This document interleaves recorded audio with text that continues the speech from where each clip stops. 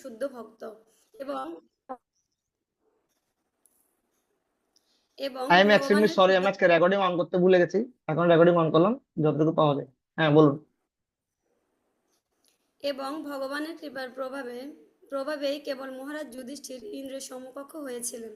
যদিও তিনি কেবল 3টি অশ্বমেধ যজ্ঞের অনুষ্ঠান করেছিলেন, আর ইন্দ্র সেখানে শত শত অশ্বমেধ যজ্ঞের অনুষ্ঠান করেছিলেন।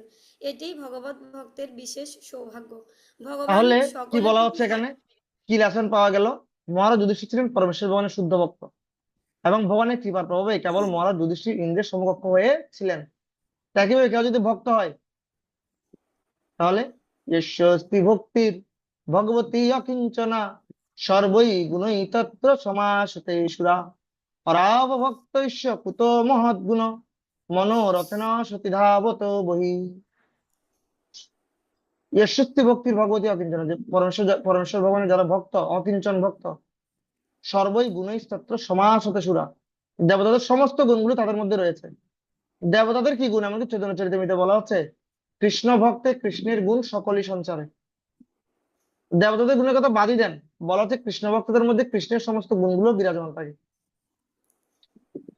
তো হরাব ভক্তি কুত মহৎ গুণ, আর যারা ভক্ত নয়, জড়জাগতিক ব্যক্তি, তাদের অনেক গুণ থাকতে পারে, বাট কুত মহৎ গুণ, তাদের সেই গুণের কি লাভ, কি কাজ? সেই গুণের কোনো কাজ নেই, ইউজলেস। একইভাবে ইন্দ্র 100টা যজ্ঞ করতে করতে পারে, শতক্রতু হতে পারে, বাট এখানে ইন্দ্র থেকে যুধিষ্ঠির মহারাজকে অনেক বেশি গ্লোরিফাইড করা হচ্ছে, because he is the pure ডিভিটি of the supreme personality of god at Krishna himself. That's why Yudhishthira Maharaj is more glorified than Indra here.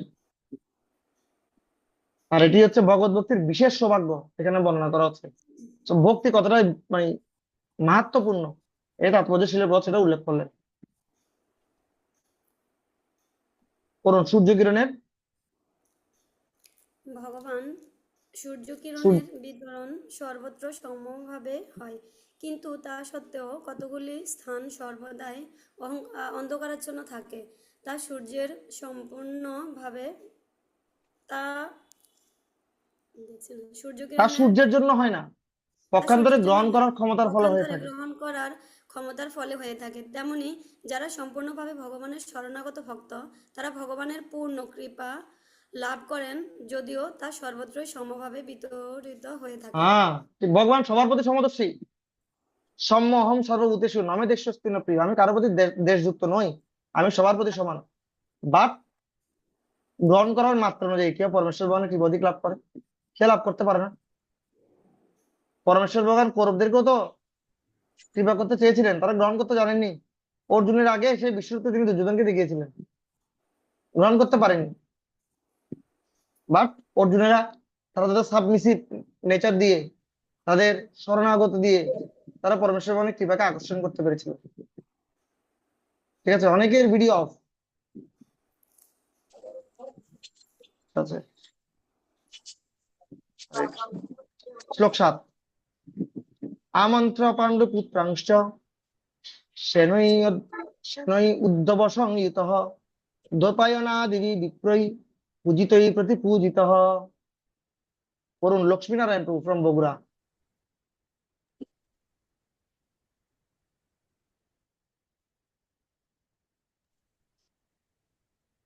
Harinarayan প্রভু।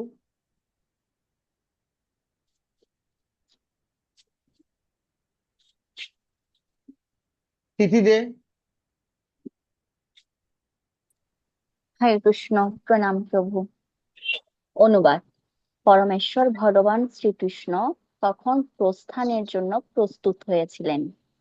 শিল ব্যাসদেব প্রমুখ বার্মণগণ কর্তৃক পূজিত হয়ে তিনি সাত্যকী ও উদ্ধব সহ পাণ্ডবদের আমন্ত্রণ জানিয়েছিলেন। তাদের দ্বারা পূজিত হয়ে ভগবানও তাদের প্রতি পূজা করলেন। ভেরি ইম্পর্টেন্ট, সদাচার। দেখুন, পরমেশ্বর ভগবান শ্রীকৃষ্ণ তখন প্রস্থানের জন্য প্রস্তুত হয়েছিলেন। এখন তিনি, আমি প্রথমে শুরু করার সময় বলছিলাম, তিনি এখন দ্বারকায় ফিরে যাবেন, তার কাজ শেষ। তিনি যুদ্ধ করে ধর্মকে স্টাবলিশ করলেন, তাদেরকে তর্পণও করালেন। তিনি আশা করলেন যুধিষ্ঠির আস্তে আস্তে ঠিক হয়ে যাবে, কিন্তু যুধিষ্ঠির ঠিক হচ্ছিলেন না অ্যাকচুয়ালি। এবং তিনি চিন্তা করেন, উনিও তো একজন রাজা, ওনার তো রাজ্য পড়ে আছে, ওখানে কি না কি হচ্ছে। এখন তিনি তার রাজ্যের উদ্দেশ্যে কি হবেন, তিনি গমন করবেন। তার সাথে কি ছিলেন সাত্তাকি এবং উদ্ধব। উদ্ধব পরমেশ্বর ভগবানের কাজিন এবং পরম মিত্র। উদ্ধব সবসময় পরমেশ্বর ভগবানের সাথে সাথে থাকতেন। ঠিক সাত্তাকিও যতদিন পরমেশ্বর ভগবান হস্তিনাপুরে ছিলেন, উদ্ধব যে সবসময় পরমেশ্বর ভগবানের সাথে থাকতেন, সাত্তাকিও সবসময় পরমেশ্বর ভগবানের সাথে থাকতেন, ভগবানের খুব ক্লোজ অ্যাসোসিয়েট। এবং তিনি যখন চলে যাবেন, এমন সময় সমস্ত ব্রাহ্মণগণ এবং পাণ্ডবেরা তাকে তাকে পূজিত করলেন, পূজা করলেন, এবং ভগবানও তাদেরকে প্রতি পূজা করলেন।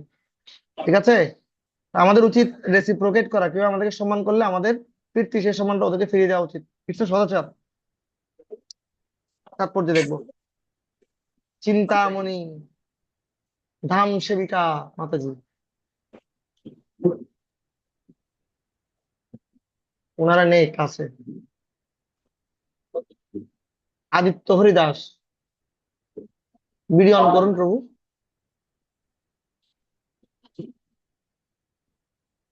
আপনারা কি নিরাকার ব্রহ্মের উপাসক?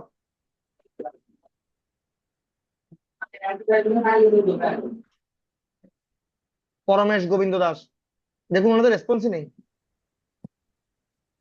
প্রভু হরে কৃষ্ণ পরমেশ গোবিন্দ প্রণাম। দাস, প্রভু হরে কৃষ্ণ প্রণাম। ইয়েস। আপা- আপাত দৃষ্টিতে শ্রীকৃষ্ণ ছিলেন ক্ষত্রিয়, তাই তিনি ব্রাহ্মণদের পূজনীয় ছিলেন না, কিন্তু সেখানে উপস্থিত ছিলেন ব্যাসদেবের প্রমুখ ব্রাহ্মণেরা। জানতেন যে তিনি হচ্ছেন পরমেশ্বর ভগবান, এবং তাই তারা তার পূজা করেছিলেন। ইয়েস, স্বাভাবিকভাবে ক্ষত্রিয়রাই ব্রাহ্মণদের পূজা করে, ব্রাহ্মণরা ক্ষত্রিয়দের পূজা করে না। ব্রাহ্মণরা ক্ষত্রিয়দের কাছে রেসপেক্টেড। তো কৃষ্ণ ছিলেন রাজা, তিনি ক্ষত্রিয়, বাট তারা সবাই জানতেন তিনি হচ্ছেন পরমেশ্বর ভগবান স্বয়ং। এই জন্য তারা, তিনি ক্ষত্রিয় সত্ত্বেও ব্রাহ্মণরা তাকে পূজা করেছিলেন। বাট পরমেশ্বর ভগবান শ্রীকৃষ্ণ যদিও সমাজের সমস্ত দায়িত্বপূর্ণ ব্যক্তিদের কাছ থেকে পরমেশ্বর ভগবান রূপে সম্মান লাভ করছিলেন, তথাপি তিনি কখনো সমাজের চতুরাশ্রম প্রথা লঙ্ঘন করেননি। ভগবান এই সমস্ত সামাজিক প্রথা পালন করেছিলেন যাতে ভবিষ্যতে অন্যরা তাকে অনুসরণ করে। সেজন্য তিনি ফিরতির সম্মান প্রদর্শন করেছিলেন। গন্তম কৃতম অতি ব্রহ্মণ দ্বারকম রথমাস্থিতঃ উপলেবে অভিধাবন্তীম উত্তরাম ভয় বিগলাম। এখন একটা ক্লাইম্যাক্স শুরু হচ্ছে। ঠিক আছে, আপনারা মনে রাখবেন কিন্তু কিসের পর কি হচ্ছিল। ঠিক আছে, দেখি এখন কেউ বলতে পারেন কিনা এতক্ষণ পর্যন্ত কি কি হয়েছিল। দেখি হাত তুলেন তো, কে বলতে পারবেন 1 থেকে 7 নম্বর অধ্যায় পর্যন্ত কি হয়েছিল। কারণ এখন এখন কিন্তু ক্লাইম্যাক্সের দিকে যাচ্ছে। এখন একটা চ্যাপ্টার ক্লোজ হয়ে গেছে, একটা সেকশন ক্লোজ হয়ে গেছে, আর একটা সেকশন শুরু হচ্ছে। ওকে, 3 জন হাত তুলেছেন। আহ রত্ননিধি প্রভু, কেশবরী প্রভু, মিথিলা। কেশবরী প্রভু থেকে একটু জানতে চাই। কেশবরী প্রভু। হরে কৃষ্ণ।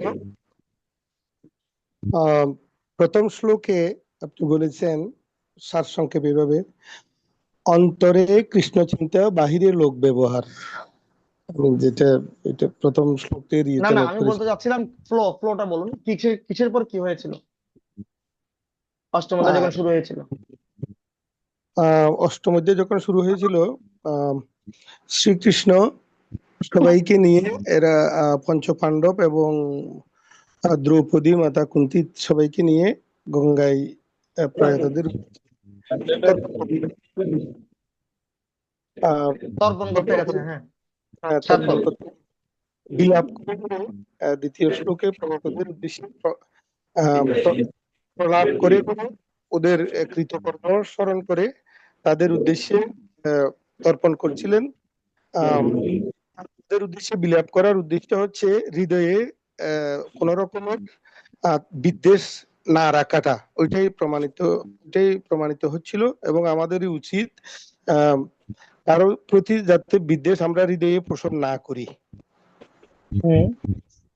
তারপর তৃতীয় নম্বর শ্লোকে ধৃতরাষ্ট্র চেয়েছিলেন, ধৃতরাষ্ট্র কিন্তু সেটা করেননি। ধৃতরাষ্ট্র চেয়েছিলেন ভীমসেনকে বুকে ধরে জড়িয়ে ধরে ওকে একদম পাউডারের মতো গুঁড়ো করে ফেলতে। কৃষ্ণের কৃপায় ভীমসেন তার থেকে রক্ষা পেল। তার থেকে রক্ষা পেল, লোহার ভীমকে দিয়ে এই ভীমকে রক্ষা করেছেন Srikrishna. Okay fine, thank you প্রভু। তবে করে মনে রাখার চেষ্টা করবেন, কেমন? সেখানে আমরা এখন নতুন একটা ক্লাইম্যাক্স দেখতে পাচ্ছি। আচ্ছা, জয়তীর্থ প্রভু পড়ুন অনুবাদ। জয়তীর্থ চৈতন্য প্রভু। হরে কৃষ্ণ প্রভু। এই শব্দটা বারবার আমার কানে লাগছে প্রভু, আপনার কথা কে ঠিক এটা? শোনা যাচ্ছে না। জগৎ প্রাণ প্রভু, উনি জগৎ প্রভু একটু মিউট করে দেন প্লিজ। ইয়েস, জয়তীর্থ হরে প্রভু। কৃষ্ণ। হ্যাঁ, হরে কৃষ্ণ প্রভু, প্রণাম দণ্ডবত। Yes. অনুবাদ। যে তিনি রথে আরোহণ করে, just a minute, just a minute. হ্যাঁ, হ্যাঁ, প্রভু।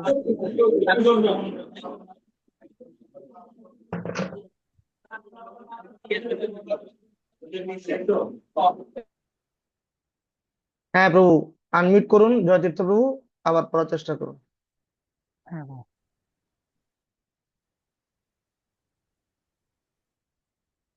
হুম। অনুবাদ। যে তিনি রথে আরোহণ করে মনোরথ হয়েছেন, সেই সময় তিনি দেখেন যে উত্তরা হয়ে তার দিকে দ্রুত বেগে আসছেন। তার দিকে দ্রুত বেগে উত্তরা ধেয়ে আসছেন, দৌড়ে আসছেন, অভিধাবন্তিম, প্রচন্ড বেগে তিনি দৌড়ে আসছেন। কেন? ভয় বিহবলম, কারণ তিনি অত্যন্ত ভীত হয়েছিলেন, তার ফেসে অত্যন্ত ভয় দেখা যাচ্ছিল। কেন? উত্তরা বলছেন, পাহি পাহি মহাযোগী, পাহি পাহি মহাযোগী, দেব দেব জগৎপতে, নৈন্যম তৎ অভয়ম পশ্যে ইয়ত্র মৃত্যু পরস্পরম। এগুলো হচ্ছে উত্তরার প্রার্থনা। উত্তরাকে, উত্তরাকে কে বলতে পারবেন? অভিমন্যুর স্ত্রী। হ্যাঁ, অর্জুনদের কি হয়? ছেলের অভিমন্যুর বউ। ছেলের বউ। তো উত্তরার প্রার্থনা সবসময় চেষ্টা করবেন ভগবানের ভক্তরা ভগবানের যে প্রার্থনা করেছে সেই প্রার্থনাগুলো থেকে কিছু প্রার্থনা শিখে রাখার জন্য। রূপ গোস্বামীপাদ বলছেন পরমেশ্বর ভগবানের সামনে দাঁড়িয়ে পরমেশ্বর ভগবানের বন্দনা না করা এক ধরনের অপরাধ। এই জন্য পরমেশ্বর ভগবানের সামনে দাঁড়িয়ে ভগবানের বন্দনা করা উচিত, ভগবানের কাছে প্রার্থনা করা উচিত। আমি একসময় চিন্তা করতাম, আরে বাবা, আরেকজন ব্যক্তি প্রার্থনা করেছে, এটাকে আমি মুখস্থ করে বলবো? হ্যাঁ, তার মনোভাব আর আমার মনোভাব কি সমান? আমি আমার প্রার্থনা বলবো, ঠিক আছে? এ ধরনের চিন্তা চেতনা আমার মধ্যে একসময় ছিল। আমি ভগবানের সামনে দাঁড়িয়ে প্রার্থনা করতাম না, ঠিক আছে?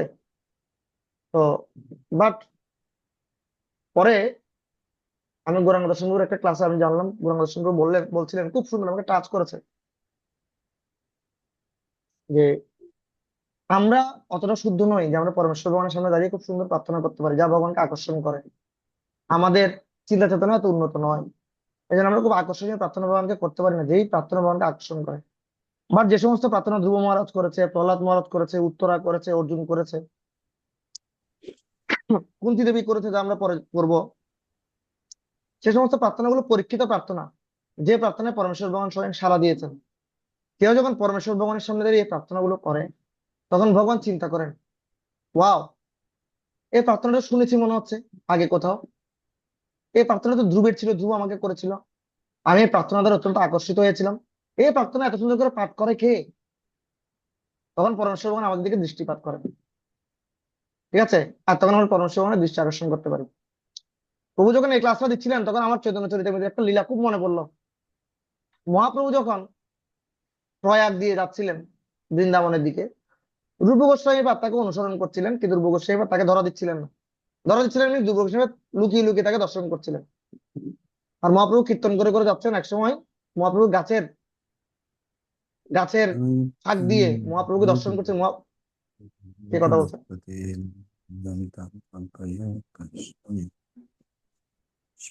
তারপর ওকে, থ্যাংক ইউ প্রভু, আপনি মিউট করে দেন। সো তখন গাছের ফাঁক দিয়ে মহাপ্রভুকে দর্শন করছেন রূপ গোস্বামী পাদ, আর মহাপ্রভু কিন্তু বুঝতে পেরে গেছেন রূপ গোস্বামী পাদ আশেপাশে আছে। তিনি চোখের কোনা দিয়ে রূপ গোস্বামী পাদের দিকে তাকাচ্ছিলেন, কিন্তু রূপ গোস্বামী পাদকে তিনি অ্যাটেনশন দিচ্ছিলেন না, তিনি তার মতো করে কীর্তন করে চলে যাচ্ছিলেন।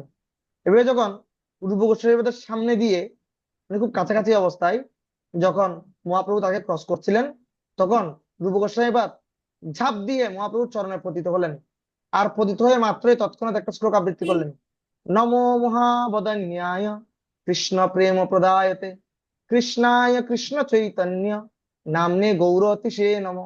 এই শ্লোকটি মহাপ্রভুর এত ভালো লেগেছে শ্রবণ করা মাত্রই, আর রূপ গোস্বামী এত ট্যালেন্টেড ছিলেন, তৎক্ষণাৎ শ্লোক কি করতে পারতেন, হস্ত শ্লোক রচনা করতে পারতেন। এটা তৎক্ষণাৎ রচনা করেছেন কিন্তু মহাপ্রভুকে প্রণাম করার সাথে সাথেই। আর মহাপ্রভু এত আকৃষ্ট হয়েছেন, সাথে সাথে রূপ গোস্বামীকে তার চরণ থেকে তুলে নিয়ে আলিঙ্গন প্রদান করলেন। তো তখন আমি রিলেট করতে পারলাম, তখন থেকে আমার একটা আকর্ষণ জন্মালো, ইয়াস আমি এরকম অনেক প্রার্থনাগুলো শিখবো।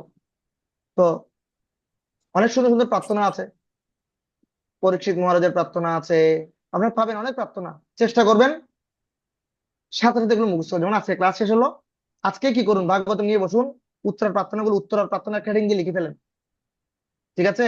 এবার প্রতিদিন শেখার চেষ্টা করুন। শুধু মডিউলে যে সমস্ত শ্লোকগুলো আছে ওগুলো শিখবো তাহলে খুব লিমিটেড হয়ে যাবে, আনলিমিটেড হওয়ার চেষ্টা করেন।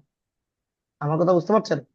কারণ এই চ্যাপ্টারগুলো চলে যাচ্ছে, যে চ্যাপ্টারগুলো আপনি আগে মিস করেছেন, যে শ্লোকগুলো চলে গেলে আর কখনো শেখা হবে না, গ্যারান্টি লিখে রাখেন। অনেক ঐকান্তিক না হলে ওগুলো আর কখনো শেখা হবে না। সুতরাং যখন চ্যাপ্টার গুলো যাচ্ছে, চ্যাপ্টার যেতে যেতেই শ্লোক গুলাতে কি করতে হবে। তা আমি কিভাবে শ্লোক শিখতাম আমি আপনাদেরকে বলেছি হয়তোবা। আমি প্রতিদিন 1 ঘন্টা শ্লোক শেখার জন্য রাখতাম, ঠিক আছে? আমি প্রতিদিন সকাল 7টা থেকে 8টা বা 8টা থেকে 9টা পর্যন্ত আমি শ্লোক প্র্যাকটিস করতাম, শিখতাম 1 ঘন্টা। এবং শ্লোক শেখার টিপস আমি আপনাদেরকে অলরেডি দিয়েছি, আবারও বলছি। প্রথমে শ্লোকটাকে মনোযোগ দিয়ে দেখুন, জাস্ট শ্লোকটাকে দেখুন, শ্লোকটা কোথায় আছে, কত নম্বর অধ্যায়ের শ্লোক, কত নম্বর চ্যাপ্টারের শ্লোক, কোন স্কন্ধের শ্লোক, ভালো করে দেখুন। কেন ভালো করে দেখবেন? একদম এমন ভাবে দেখুন যেটা হৃদয়ে যেন ছবি উঠে যায়, ঠিক আছে? কারণ আমরা যখন কোনো স্থানে যাই, বা আমরা চিন্তা করে দেখুন আপনার আপনার গ্রামের বাড়ি বা আপনার এলাকা, কেউ যখন আপনাকে বলে ওই এলাকা সম্বন্ধে যে উত্তর দিকের তাল গাছের নিচের ওই বাড়িটা, আপনি চোখ বন্ধ করলে কিন্তু সাথে সাথে ভিজুয়ালাইজ করতে পারেন, রাইট?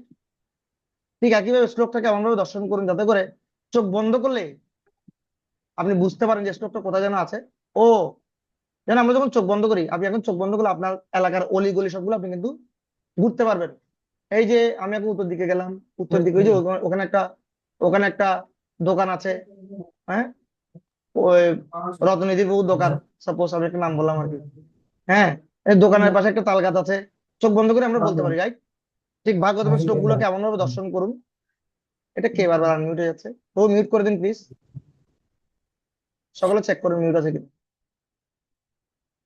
সো এমন ভাবে দেখুন যাতে করে আপনার সাথে আপনার একটা ছবি উঠে যায় হৃদয়ে। এরপর শ্লোকটাকে পড়ুন একবার, মুখস্থ করতে হবে না। আগে ভালোভাবে দেখুন শ্লোকটাকে, অনুবাদটাকে ভালো করে দেখুন, বিশেষ করে শ্লোকটাকে ভালো করে দেখুন। এরপর শব্দার্থ গুলো পড়ুন বুঝে বুঝে। পাহি, পাহি অর্থ কি বলছে এখানে? পাহি পাহি, ও আমাকে রক্ষা করুক। মহাযোগীন মানে কি? ও হে যোগী শ্রেষ্ঠ। দেবদেব মানে কি? ও দেবতা দেবতা। এবার করে প্রত্যেকটা শব্দার্থ পড়ুন। এবার অনুবাদটাও পড়ুন, মুখস্থ করতে বলছি না এখন, জাস্ট পড়বেন। পড়ার পর যখন আপনি অনুবাদটা পড়বেন, আপনি বুঝে গেলেন যে শ্লোকটার এসেন্স কি, কি বলতে চেয়েছে এই শ্লোকটাতে। বোঝা যাচ্ছে? হুবহু যে অনুবাদটা আপনি হুবহু মুখস্থ করতে হবে তা কিন্তু নয়, জাস্ট বোঝা এখানে কি বলতে চেয়েছে। হ্যাঁ, যাতে করে আপনি আপনার মতো করে বলতে পারেন যে এই শ্লোকটাতে এই জিনিসটা বলা হয়েছে। তাই এবার প্রথম লাইনটা নেন, প্রথম লাইনটা 5 বার পড়ুন সুর করে। শ্লোক সবসময় সুর করে পড়ার চেষ্টা করবেন। সুর করে শ্লোক শিখলে শ্লোক খুব দ্রুত মুখস্থ হবে, গদ্যাকারে শিখলে শ্লোক কখনো মুখস্থ হবে না। 5 বার পড়ুন। পড়ার পর 6বারের সময় না দেখে বলার চেষ্টা করুন, চোখ বন্ধ করে, আপনি শ্লোকটা পারছেন কিনা। না পারলে আবার চেষ্টা করুন। 5বারের মধ্যে আশা করি আপনার শ্লোকটা মুখস্থ হয়ে যাবে যদি মনোযোগ দিয়ে শুনেন। শ্লোক মুখস্থ করার সময় যে আপনি উচ্চারণ করছেন, তখন শুধু উচ্চারণ নয়, কান দিয়ে শোনার চেষ্টা করুন শ্লোকটা। এবার যখন আপনি প্রথম লাইনটা পেরে গেলেন, সেকেন্ড লাইনটা ঠিক একইভাবে শিখুন। সেকেন্ড লাইনটা যখন আপনি এভাবে পেরে গেলেন, এবার 2টা লাইন একসাথে না দেখে বলার চেষ্টা করুন। শ্লোকটা আপনার কিছুটা শিখা হয়েছে, কিন্তু বিলিভ মি 5 মিনিট পরে শ্লোকটা আপনি ভুলে যাবেন, 10 মিনিট পরে ভুলে যাবেন, মনে থাকবে না। তাহলে কি করবেন? দিনের অন্যান্য সময়, আজকে কি যেন শ্লোক শিখেছিলাম দেখি তো, একটু বলি তো, বলতে পারি কিনা। দেখবেন আপনি আটকে গেছেন, প্রথম লাইনটা পারলেন, দ্বিতীয় লাইনটা পারলেন না, দ্বিতীয় লাইন পারছেন আবার প্রথম লাইন পারছেন না, এরকম হবে। তখন আবার এক ফাঁকে কি করুন, শ্লোকটাকে আবার একটু দেখে নিন, আবার না দেখে বলার চেষ্টা করুন। এবার যদি আপনি প্র্যাকটিস করেন, শ্লোকগুলো আপনার মনে এমন ভাবে গেঁথে যাবে, আপনি কখনো ভুলতে পারবেন না শ্লোকগুলো, ঠিক আছে? শ্লোক শেখার আরেকটি সুন্দর ওয়ে হচ্ছে শ্লোকগুলোকে শোনা, রেকর্ডিং শোনা, শ্লোকের রেকর্ডিং শোনা। নিজে রেকর্ডিং করে রাখতে পারেন, হেডফোনে লাগিয়ে শুনতে পারেন, বা কেউ ভালো শ্লোক উচ্চারণ করে এরকম কারো রেকর্ডিং নিয়ে শুনতে পারেন। আপনি চিন্তা করে দেখুন এখানে কারা কারা আছেন যারা মঙ্গলা আরতির পূর্বাষ্টকম দেখে দেখে পড়ে পড়ে শিখে শিখে তারপর শিখেছেন? কেউ আছেন এরকম? না, কিন্তু শুনে শুনে আমরা সব শিখেছি। নৃসিংহ আরতি, মঙ্গলা আরতি, তুলসী আরতি, রাইট? আমরা অত প্রয়াস করে শিখিনি, প্রতিদিন শুনতে শুনতে মুখস্থ হয়ে গেছে, তাই না? ঠিক একইভাবে এটা সবচেয়ে ইজি প্রসেস, শুনে শুনে গানের মতো করে। গান যেমন আমরা শুনতে শুনতে মুখস্থ হয়ে যায় লিরিক্স গুলো, ঠিক এভাবে আপনি রেকর্ডিং করে করে শ্লোক শুনতে পারেন, তাহলে শ্লোকগুলো খুব দ্রুত মুখস্থ হয়ে যাবে। আশা করছি আপনারা উপকৃত হবেন। ফাইন, এখন উত্তর প্রার্থনা করছে। পাহি পাহি মহাযোগী দেবদেব জগৎপথে নৈন্যম তদভয়ম পশ্য ইয়ত্র মৃত্যু পরস্পরম। উত্তর বলেন, হে দেবতাদের দেবতা, হে জগদীশ্বর, হে মহাযোগী, আমাকে রক্ষা করুন, কারণ দ্বন্দ্বভাব সমন্বিত এই জগতে আপনি ছাড়া আমাকে রক্ষা করার আর কেউ নেই। ন অন্যম, আর কেউ নেই আমাকে রক্ষা করার মতো। তদ অভয়ম, আপনার মতো অবদানকারী। হ্যাঁ, বজহুরে মন শ্রীনন্দের নন্দন অভয় চরণার বিন্দরে। ঠিক আছে, অশোক অভয় অমৃত আধার তোমারও চরণোদয়, তাহাতে এখনো বিশ্রাম লবিয়া ছাড়িনু ভবের ভয়। পরমেশ্বর ভগবানের চরণ হচ্ছে সমস্ত অবদানকারী, সেই চরণের আশ্রয় গ্রহণ করছেন, আমাকে রক্ষা করুন। ঠিক আছে, এখানেও লেসন আছে, কিন্তু এটা পর শ্লোকে গেলে বলবো। 10, অবিদ্রবতী মা মিশ শরতপ্ত বিভ কামং দহতু মাম নাথ মামে গর্ব নিপত্যতম। অনুবাদ খুব একটু বন্ধ করে দেন, আওয়াজ ওখানে যাচ্ছে। অনুবাদ করুন। আহ দীপা রানী মজুমদার করুন। হরে কৃষ্ণ প্রভু। হে অনুবাদ, হে পরমেশ্বর, আপনি সর্বশক্তিমান। একটি জ্বলন্ত লোহবান আমার প্রতি দ্রুতগতিতে ধাবিত হচ্ছে। হে নাথ, যদি আপনার ইচ্ছা হয় তাহলে এটি আমাকে দগ্ধ করুক, কিন্তু এটি যেন আমার গর্ভস্থ সন্তানটিকে দগ্ধ না করে। হে পরমেশ্বর, আমাকে এই কৃপা করুন। হরে কৃষ্ণ। দেখুন প্রার্থনার স্টাইল, যদি আপনার ইচ্ছা হয়। তা আমরা কখনো পরমেশ্বর ভগবানকে আমাদের ডিমান্ড দিতে পারি না, ভগবান আমাকে এটা করে দেন, আমাকে এটা করে দেন, এরকম করুন না। কত সুন্দর করে প্রার্থনা করতেন, ভগবান যদি আপনার ইচ্ছা হয়, যদি আমার জন্য সেটা ভালো মনে হয়, যদি আমার জন্য সেটা যথোচিত হয়। কামং দহতু মাম নাথ, এ ভগবান যদি আপনার ইচ্ছা হয়, হ্যাঁ, এবং আমার গর্ভজাত সন্তানকে আপনি উদ্ধার করুন। এখানে উত্তরামাত্রা থেকে একটা খুব সুন্দর লেসন আছে, দেখুন। সেখানে পঞ্চপাণ্ডব উপস্থিত ছিল, এত বড় বড় বীরেরা, কিন্তু উত্তরা তাকে রক্ষা করার জন্য তাদের কাছে যায়নি, তারা তার পরমাত্মীয় ছিল, রাইট? এটা হচ্ছে ভক্তের মনোভাব। ভক্তরা কোনো কখনো এই জড়জগতে কোনো বিষয়ের প্রতি ডিপেন্ডেন্ট হয় না। ভক্তরা সবসময় সর্বতভাবে পরমেশ্বর ভগবানের প্রতি ডিপেন্ডেন্ট। নিজেকে প্রশ্ন করে দেখুন, যখন আপনি বিপদে পড়েন তখন কার কাছে সবার আগে ছুটে যান? ঠিক আছে, সুতরাং বুঝে যাবেন আপনি কোন লেভেলে ডিভোটি। ঠিক আছে, যখন কোনো বিপদে পড়েন প্রথমে কার কাছে ছুটে যাচ্ছেন? ঠিক আছে, যেদিন বিপদের সময় দৌড়ে ভগবানের কাছে যেতে পারবেন, বিগ্রহের সামনে, সেদিন মানে আমি যেতে পারবো, সেদিন আমি নিজেকে মনে করতে পারবো আসলে আমি এখন আস্তে আস্তে ভক্ত হচ্ছি। উত্তরাকে দেখুন, তার সামনে এত সুন্দর সুন্দর বীর পঞ্চপাণ্ডবের উপস্থিত ছিল, কিন্তু তিনি তাদের কোনো প্রকার তোয়াক্কা না করে ভগবানের চরণে শরণাপন্ন হয়েছিলেন। কারণ ভক্তের কাছে সবচেয়ে পরমাত্মীয় হচ্ছে পরমেশ্বর ভগবান। সুত উবাচ, সুত সুত কি বলছেন? উপধারীয় বচস্তস্য ভগবান ভক্তবৎসল অপাণ্ডবম ইদম কর্তুম দ্রোণের অস্ত্রম অবদ্যুত। প্রেম পূর্ণমাতে।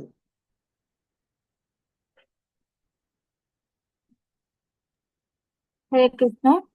তো গোস্বামী বললেন, তার কথা ধৈর্য সহকারে শ্রবণ করে ভক্তবৎসল পরমেশ্বর ভগবান তৎক্ষণাৎ বুঝতে পারলেন যে দ্রোণাচার্যের পুত্র অশ্বত্থামা পাণ্ডব বংশের শেষ বংশধরটিকে বিনষ্ট করার জন্য ব্রহ্মাস্ত্র নিক্ষেপ করেছে। ইয়েস, তো পরমেশ্বর ভগবান তৎক্ষণাৎ বুঝতে পারলেন। বুঝতে পারলেন কি? তিনি তো অন্তর্যামী, তিনি সবাই, তিনি তো অশ্বত্থামার হৃদয়ে পরমাত্মা আছেন। সো তিনি বুঝতে পারলেন যে অশ্বত্থামা ঠিক হয়নি, দুষ্টের শিরোমণি। হ্যাঁ, এত কিছু হওয়ার পরও, এত কিছু করার পর, এবার ছেড়ে যাওয়ার পরও সে আবার কি করলো? কত বড় আহ প্রতিশোধ পরায়ণ। সে অনাগত একটা শিশু, দেখুন কত কি ধরনের মেন্টালিটি। অনাগত শিশু যে এখনো পৃথিবীতে আসেনি, হ্যাঁ, তাকে, তার উদ্দেশ্যে সে কি করে ব্রহ্মাস্ত্র নিক্ষেপ করলো। তারপর যে খুব ইম্পর্টেন্ট কিছু লাইন আছে, ব্রহ্মাস্ত্র। হুম, এটা মানে পরের ইয়াতে, হ্যাঁ পরের শ্লোকটা পড়ি। তৈহিবাত মুনি শ্রেষ্ঠ পাণ্ডবা পঞ্চসায়কান আত্মনো অভিমুখান আত্মনো অভিমুখান দীপ্তানলক্ষ্যাস্ত্র নাপাদ উপাদুদু অস্ত্রাণি উপাদুদু। Okay fine. রণজিৎ বিবি দাস প্রভু, কক্সবাজারের দুজন মহান বক্তাকে দেখা যাচ্ছে, একজন পড়ুন অনুবাদ।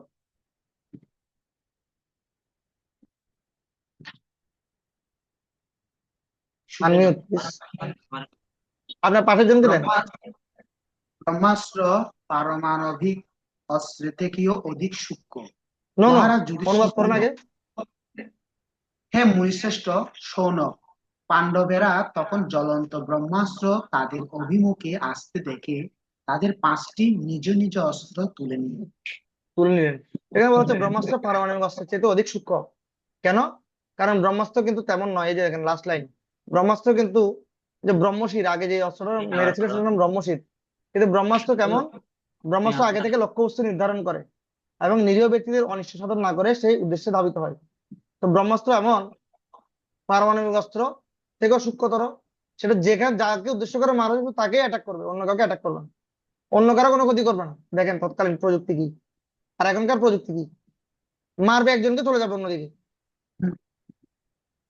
বোঝা যাচ্ছে না? বিভিন্ন দেশে মারামারি হচ্ছে যে নিরপরাধ শিশু, নারী ওরা মারা যাচ্ছে, কারণ লক্ষ্য নির্ধারণ করতে পারে না। কিন্তু তৎকালীন দেখেন কি উন্নত প্রযুক্তি ছিল। তবে সে ব্রহ্মাস্ত্র নিক্ষেপ করলো এবং পাণ্ডবেরা তাদের অস্ত্র হাতে তুলে নিলেন। ব্যাসনম বিক্ষ তত্তেষাম অনন্য বিষয়ে আত্মনাম সুদর্শনেন স্বস্ত্রেণ ত্বনাম রক্ষাম বেদাত বিভু। কিশোর গোপাল প্রভু।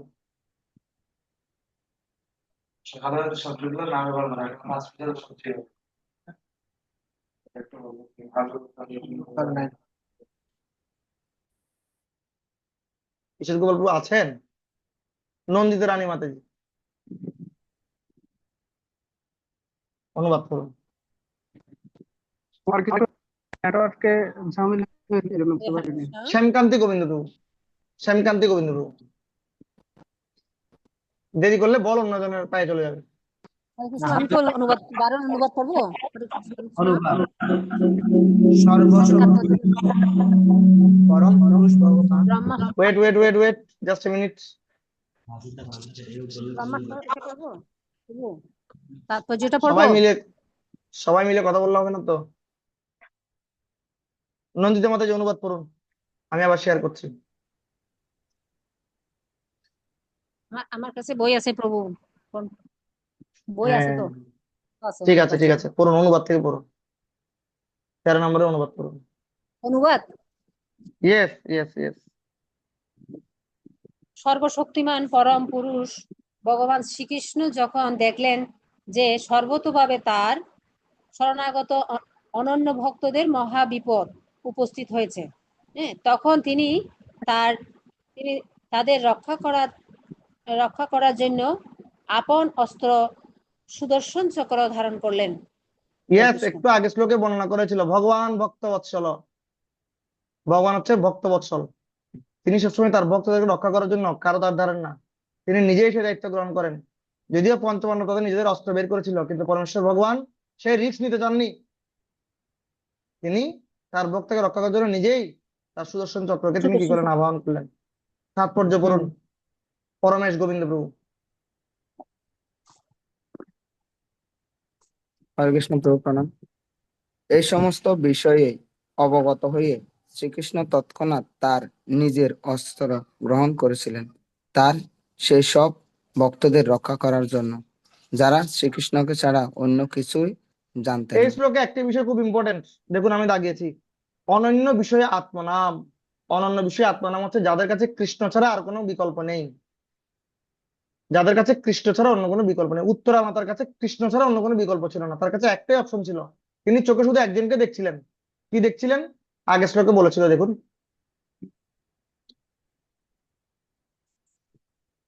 এই যে দেখুন, ন অন্যম তৎ অভয়ম পশ্যে ন অন্যম, আপনি ছাড়া আমাকে অভয় দান করার মতো আর কোনো ব্যক্তি নেই।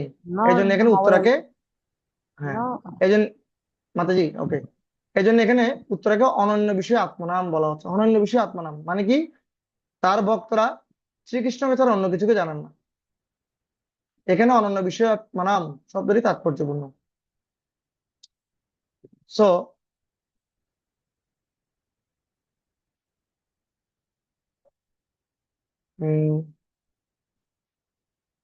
এখানে একটা লাইন, এখানে অথবা অন্য কোনো পার্টটা আছে আগে পরের দিকে, আমি তারপরে বলছি।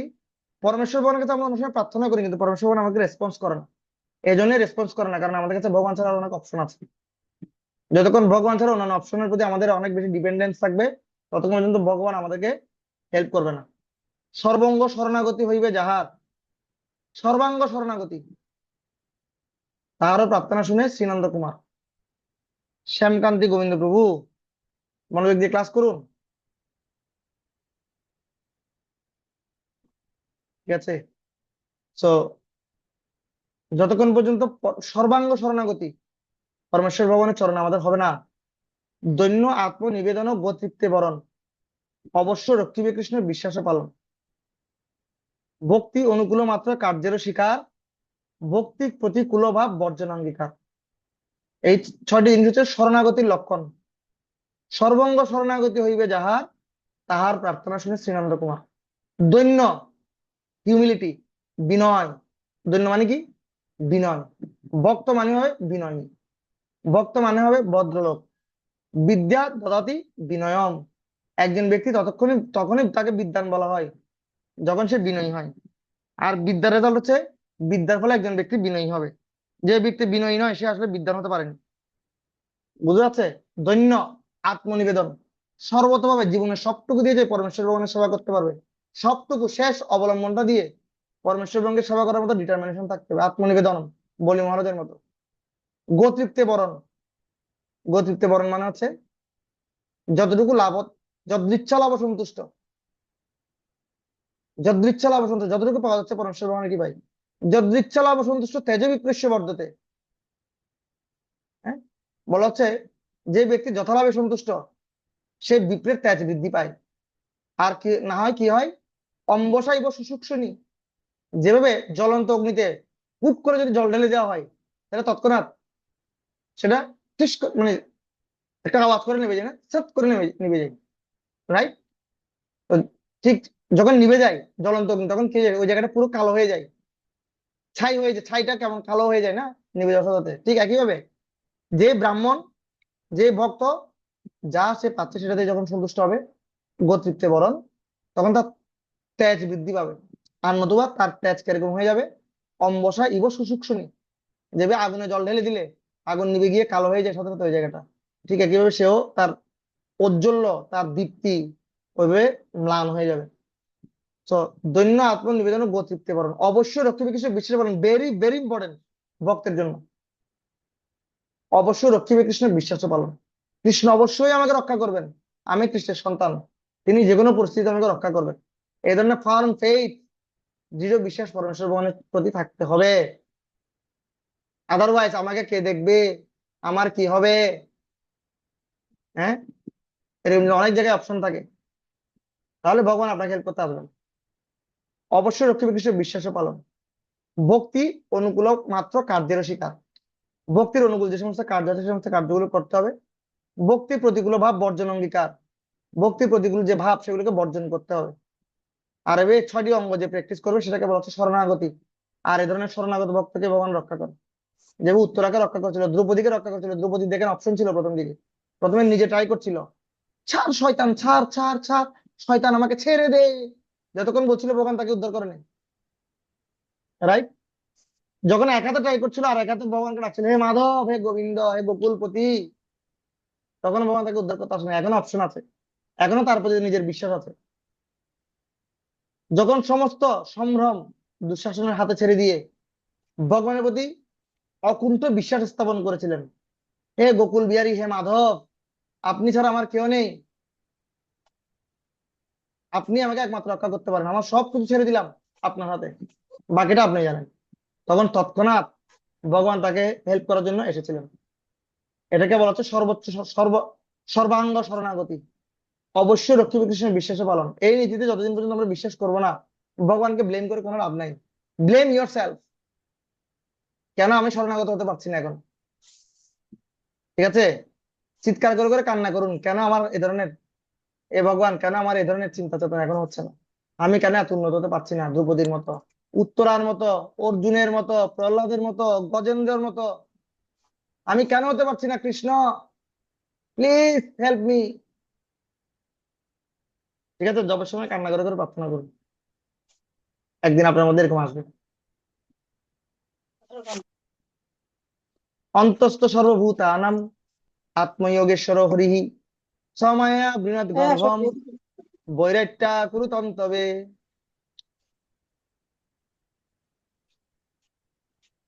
কে পড়বেন? হরিনারায়ণ প্রভু। হরে কৃষ্ণ। লটারি মিলে গেল না, করুন। হরে কৃষ্ণ। হরে কৃষ্ণ। আমি লক্ষ্মীনারায়ণ দাস, বগুড়া, বাংলাদেশ থেকে এসেছি প্রভু। Yes, welcome. অনুবাদ। পরম যোগ রহস্যের নিয়ন্তা যোগেশ্বর শ্রীকৃষ্ণ সর্বজীবের হৃদয়ে পরমাত্মা রূপে বিরাজ করেন। তাই কুরুবংশ রক্ষা করার জন্য তার যোগমায়ার দ্বারা তিনি উত্তরায় গর্ভ আবৃত করলেন। উত্তরার গর্ভ আবৃত করলেন তিনি যোগমায়া দ্বারা, উত্তরার গর্ভকে প্রোটেকশন প্রদান করলেন। কিভাবে প্রোটেকশন প্রদান করলেন? কারণ পরমেশ্বর ভগবান উত্তরার দেহের মধ্যেও তিনি পরমাত্মার রূপে অবস্থান করছেন, তো সেজন্য তিনি তৎক্ষণাৎ সেখান থেকেই অ্যাকশন শুরু করে দিলেন। যদিও হাতে সুদর্শন ছিল, কিন্তু সুদর্শনের দিকেও তিনি ভরসা করতে পারলেন না। না, দেরি হয়ে যাচ্ছে, আমার ভক্ত অনেক বিপদ আছে, দেরি করা যাবে না, সুদর্শন চক্রের জন্য 1 সেকেন্ড দেরি হয়ে যাবে। ঠিক আছে, তখন তৎক্ষণাৎ তিনি নিজের পরমাত্মা রূপে নিজেকে সেখানে বিস্তার করলেন। অঙ্গুষ্ঠ মাত্রম অমলম, একটা খুব সুন্দর শ্লোক আছে। পরমেশ্বর ভগবানের সাইজ আমাদের হৃদয়ে কতটুকু, আমাদের যার যার বৃদ্ধাঙ্গুল যতটুকু সাইজ, বৃদ্ধাঙ্গুল বৃদ্ধাঙ্গুল যতটুকু সাইজ ঠিক ততটুকু পরিমাণ, সম্ভবত 3 ইঞ্চি, রাইট? ভগবানের সাইজ আমাদের হৃদয়ে ততটুকু, পরমাত্মা রূপে তিনি সেখানে অবস্থান করছেন। ভাবেন সামনে শ্লোকটা। যদ্যপি অস্ত্রম ব্রহ্ম শির, যদ্যপি অস্ত্রম ব্রহ্ম শির তু অমোঘম চ প্রতিক্রিয়ম অপ্রতিক্রিয়ম বৈষ্ণবম তেজম আসাদ্য সমসাম্যত ভৃগুদ্বহ।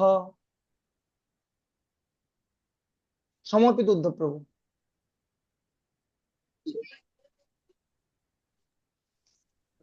প্রণাম। হে শোনো, যদিও অশ্বত্থামা কর্তৃক নিক্ষিপ্ত ব্রহ্মাস্ত্র ছিল অব্যর্থ এবং অনিবার্য, তথাপি শ্রীকৃষ্ণের তেজের দ্বারা প্রতিরুদ্ধ হওয়াতে তা সম্পূর্ণরূপে নিষ্ক্রিয় এবং ব্যর্থ হলো। ইয়েস, পরমেশ্বর ভগবানের সামনে কোনো শক্তি দাঁড়াতে পারে না। পরমেশ্বর ভগবান হচ্ছেন সর্বশক্তিমান। মিউট করে দেন। মামং স্থায়ী এতৎ আশ্চর্যম সর্ব আশ্চর্যময় অচ্যুত য ইদম মায়া দিব্যা সৃজত্যবতী হি অন্তজ হন্তি অজ। ইয়েস, দয়ালু নরহরি প্রভু।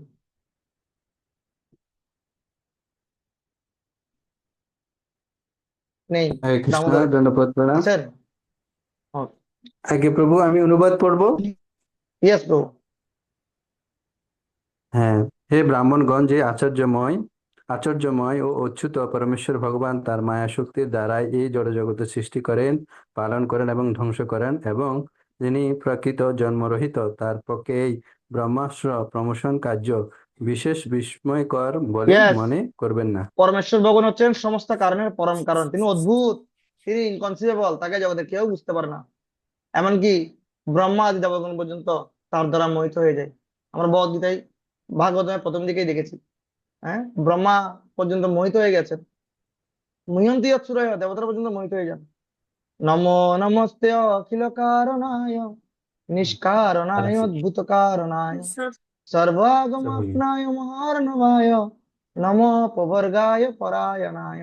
নমো নমস্তে অখিল কারণায়, সমস্ত জগতের অখিল কারণের পরম কারণ হচ্ছে পরমেশ্বর শ্রীকৃষ্ণ। নিষ্কারণায় অদ্ভুত কারণায়, নিষ্কারণায় এই জগতের পিছনে যদি কোনো কারণ না থাকে, সেই কারণের পরম কারণ হচ্ছে পরমেশ্বর ভগবান। এবং অদ্ভুত কারণায়, সমস্ত অদ্ভুত কারণের পিছনে পরম কারণ হচ্ছেন পরমেশ্বর ভগবান। এই জন্য পরমেশ্বর ভগবানের আরেক নাম হচ্ছে অদ্ভুত কর্ম না, তিনি হচ্ছে অদ্ভুত কর্মের জন্য বিখ্যাত। অদ্ভুত অদ্ভুত কর্ম সব করেন। তো সেই পরমেশ্বর ভগবান তিনি এই ধরনের ব্রহ্মাস্ত্রকে তিনি প্রশমন কার্য করে হম গর্ভের ভ্রূণের ভিতরে তিনি প্রবেশ করে গেছেন। কত পাওয়ারফুল, এটা একটা অদ্ভুত কার্য। এটা তার দ্বারাই সম্ভব। সেকেন্ডের মধ্যে তিনি উত্তরার গর্ভে প্রবেশ করে গেছেন। পরবর্তী অনুবাদ পড়ুন, জগৎ প্রাণ প্রভু। প্রভু আমি আচ্ছা ওকে।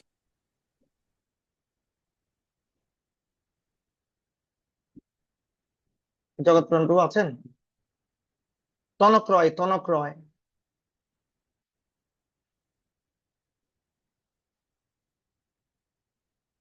বাহ। জয়ন্তী ইন্দুলেখা মাতাজি, সবার ভিডিও অফ, মানে এরা কেউ নেই ক্লাসে। হরে কৃষ্ণ, প্রণাম প্রভু। প্রভু হরে কৃষ্ণ। প্রভু আমি সরি প্রভু, আমি এখন ঢুকছি। প্রভু প্রভু আপনি আরেকটু পরে পড়ুন, জয়ন্তী ইন্দুলেখা মাতাজি। আচ্ছা।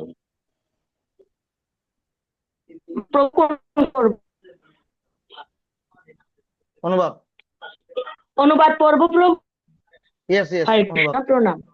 অনুবাদ। এইভাবে ব্রহ্মাস্ত্রের থেকে মুক্ত হয়ে ভক্ত সাধ্বী কুন্তী, তার পঞ্চপুত্র এবং দ্রৌপদী সহ একযোগে শ্রীকৃষ্ণ স্তব করতে লাগলেন। কৃষ্ণ তখন দ্বারকার অভিমুখে গমনোদ্যত হলেন।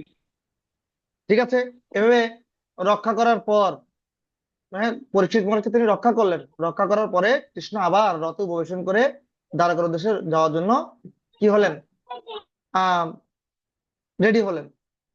তো ভগবানের ঐকান্তিক ভক্ত বিপদ থেকে উদ্ধার লাভের জন্য অন্য কোনো জীব, এটা খুব ইম্পর্টেন্ট আমাদের জন্য। কারণ আমরা আমাদের ভক্তদের মধ্যে দেখতে পাই, ভক্ত হয়ে যাওয়ার পরে আমরা অনেকে দেবদেবতার পূজা করছি, আছে না? আশ্বিনের রাধে কার্তিকে খায়, যে বর মাগে সে বর পায়। অনেকে চিন্তা করছে এটা একটু করি না, একটা সন্তান দরকার, এটা দরকার ওটা দরকার। অনেকে জ্যোতিষীর কাছে যায়, জ্যোতিষী বাবা দেখেন তো হাতে কি আছে। এটি খুবই গর্হিত অপরাধ। পরমেশ্বর ভগবানের প্রতি আপনার এই সমস্ত ব্যক্তিদের কোনো শরণাগতি নেই। রুদ্রজামল গ্রন্থে বলা হচ্ছে, কোন ভক্ত যদি মানসিক ভাবেও ভগবান ব্যতীত কোনো দেবদেবীর আশ্রয় কামনা করে, প্রার্থনা করে দেবদেবীর কাছে, এমনিতে প্রার্থনা করতে পারে ভক্তির জন্য, কিন্তু কোনো কামনা বাসনা চরিতার্থ করার জন্য তার শরণাপন্ন হয়, সাথে সাথে সেই ভক্তের অধঃপতন হয়। রুদ্রজামল গ্রন্থে বলা হচ্ছে, পড়ুন এই তাৎপর্যটা, অমিত চৌধুরী।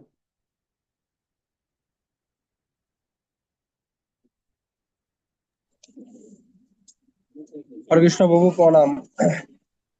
তাৎপর্য, কারণ ভগবানের ভক্তদের মধ্যে একটা ভয় আছে, ঐকান্তিক শরণাগতি না থাকলে ভয় থাকবে। শরণাগতি না থাকলে ভয় থাকবে। আমি আমার একটা লাইফ হিস্ট্রি থেকে বলি। আমি যখন জাগতিক লাইফে যখন দুর্গাপূজা যেতাম, আমার এক ফ্রেন্ড, দশমীর দিন আমরা ভগবান দুর্গা দেবীকে বিদায় দিতে গেছি। তো সবাই প্রণাম করে না, সে দেখলাম প্রণাম করছে, আমরা দূরে দাঁড়িয়ে আছি, ও প্রণাম করছে, বন্ধু একটু দাঁড়া, আমি একটু প্রণাম করে আসি। তখন সে দুর্গা দেবীকে প্রণাম করলো, সরস্বতী, লক্ষ্মী, গণেশ, কার্তিক সবাইকে প্রণাম করলো, তাদের বাহনগুলিকে প্রণাম করলো। দেখ এটা করছে ভালো, চলে আসছিল। আবার দেখলাম কিছু দূর এসে আবার ব্যাক করলো, ব্যাক করে গিয়ে দেখি অসুরকে প্রণাম করছে খুব ভক্তি সহকারে। তখন আমরা দুষ্টুমি করে তাকে বললাম, কিরে বাবা, অসুরকে ওদিকে প্রণাম করছিস, চলে তো আসছিলি। আরে বাবা, পরে যদি আবার অসুরের কারণে যদি পরীক্ষার রেজাল্ট খারাপ হয়ে যায়, এই জন্য অসুরকে একটা প্রণাম দিয়ে আসলাম। তো কনফিডেন্সের অভাব। তার মানে দুর্গা দেবীর প্রতি ওর এখানে কি হয় নাই, বিশ্বাস স্থাপিত হয় নাই। একইভাবে যারা ভক্ত হওয়া সত্ত্বেও বিভিন্ন জায়গায় দৌড়াদৌড়ি করছে, ওদের অবস্থা সেই তার মতো, অসুরকে প্রণাম করতে যাওয়ার মতো। পড়ুন তাৎপর্য। প্রণাম। ভগবানের ঐকান্তিক ভক্ত বিপদ থেকে উদ্ধার লাভের জন্য অন্য কোনো জীব অথবা দেবতার মুখাপেক্ষী হন না। সমস্ত পাণ্ডব পরিবারের মধ্যে এই বিশেষ বৈশিষ্ট্যটি সবসময় দেখা গেছে।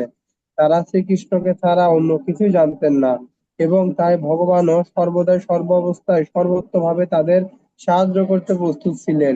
সেটিও ভগবানের দিব্য স্বভাব। তিনি ভক্তের নির্ভরতার প্রতিদান দেন। তাই অপূর্ণ জীব অথবা দেবতাদের সাহায্য প্রার্থনা না করে কেবল শ্রীকৃষ্ণেরই সাহায্য প্রত্যাশা করা উচিত, যিনি তার ভক্তদের রক্ষা করতে সম্পূর্ণরূপে সক্ষম। এই প্রকার শুদ্ধ ভক্ত কখনো ভগবানের সাহায্য প্রার্থনা করেন না, কিন্তু ভগবান স্বেচ্ছায় তাদের সহায়তা করার জন্য সর্বদা উৎসুক থাকেন। ইয়েস, হরে যারা কৃষ্ণ। ভগবানের শুদ্ধ ভক্ত ওরা কখনো পরমেশ্বর ভগবানের কাছে কোনো সাহায্য প্রার্থনা করেন না। তারা ভগবানের কাছে কিছুই চানই না, তারা শুধু ভগবানের গুণমহিমা কীর্তন করেন। হ্যাঁ, আর ভগবান সবসময় কম্পিটিশন করেন কিভাবে তাদের সেবা করবেন। তারা কম্পিটিশন করেন তারা কিভাবে ভগবানের সেবা করবেন, আর ভগবান কম্পিটিশন করেন আমি কিভাবে আমার ভক্ত সেবা করবো। এভাবে করে তারা অনুসন্ধান করেন। কুন্তি উবাচ, এখন ভগবান যখন রথ উঠে গেলেন তখন কুন্তি দেবী প্রার্থনা শুরু করলেন। কুন্তি দেবী প্রার্থনা খুব ইম্পর্টেন্ট, একটি বই আছে কুন্তি দেবী শিক্ষা। তো কুন্তি দেবী সম্বন্ধে আমরা সবাই জানি উনি কত স্ট্রাগল করেছেন, এই ব্যাপারে আমরা আগে আলোচনা করেছি। এখন আমরা কয়েকটা শ্লোক আলোচনা করবো। আমরা কি ক্লাসটা আজকের জন্য 15 মিনিট এক্সটেন্ড করতে পারি? রেজ ইউর হ্যান্ড প্লিজ, কারো কোনো প্রবলেম থাকলে বলতে পারেন। 15 মিনিটস। হ্যাঁ বাবু, করা যাবে বাবু। বিরক্ত লাগছে না? না বাবু, কেন সত্যি তো? সমুদ্র কথাবার্তা কার কার সবসময় বিরক্ত প্রতি লাগছে সেকেন্ডে অনেস্টলি হাত তুলেন তো। ওকে, ফাইন। কুন্তি উবাচ, নমস্যে পুরুষম তু একদম ঈশ্বরম প্রকৃতে পরম অলক্ষ্যম সর্বভূতানাম অন্তর্বহির অবস্থিতম। কুন্তি দেবী পরমেশ্বর ভগবানকে প্রণাম নিবেদন করছেন। কুন্তি দেবীর সাথে পরমেশ্বর ভগবানের ফ্যামিলি রিলেশনশিপ। কুন্তি দেবী পরমেশ্বর ভগবানের পিসি, কিন্তু তা সত্ত্বেও এতদিন পরমেশ্বর ভগবান কুন্তি দেবীকে প্রণাম নিবেদন করেছেন।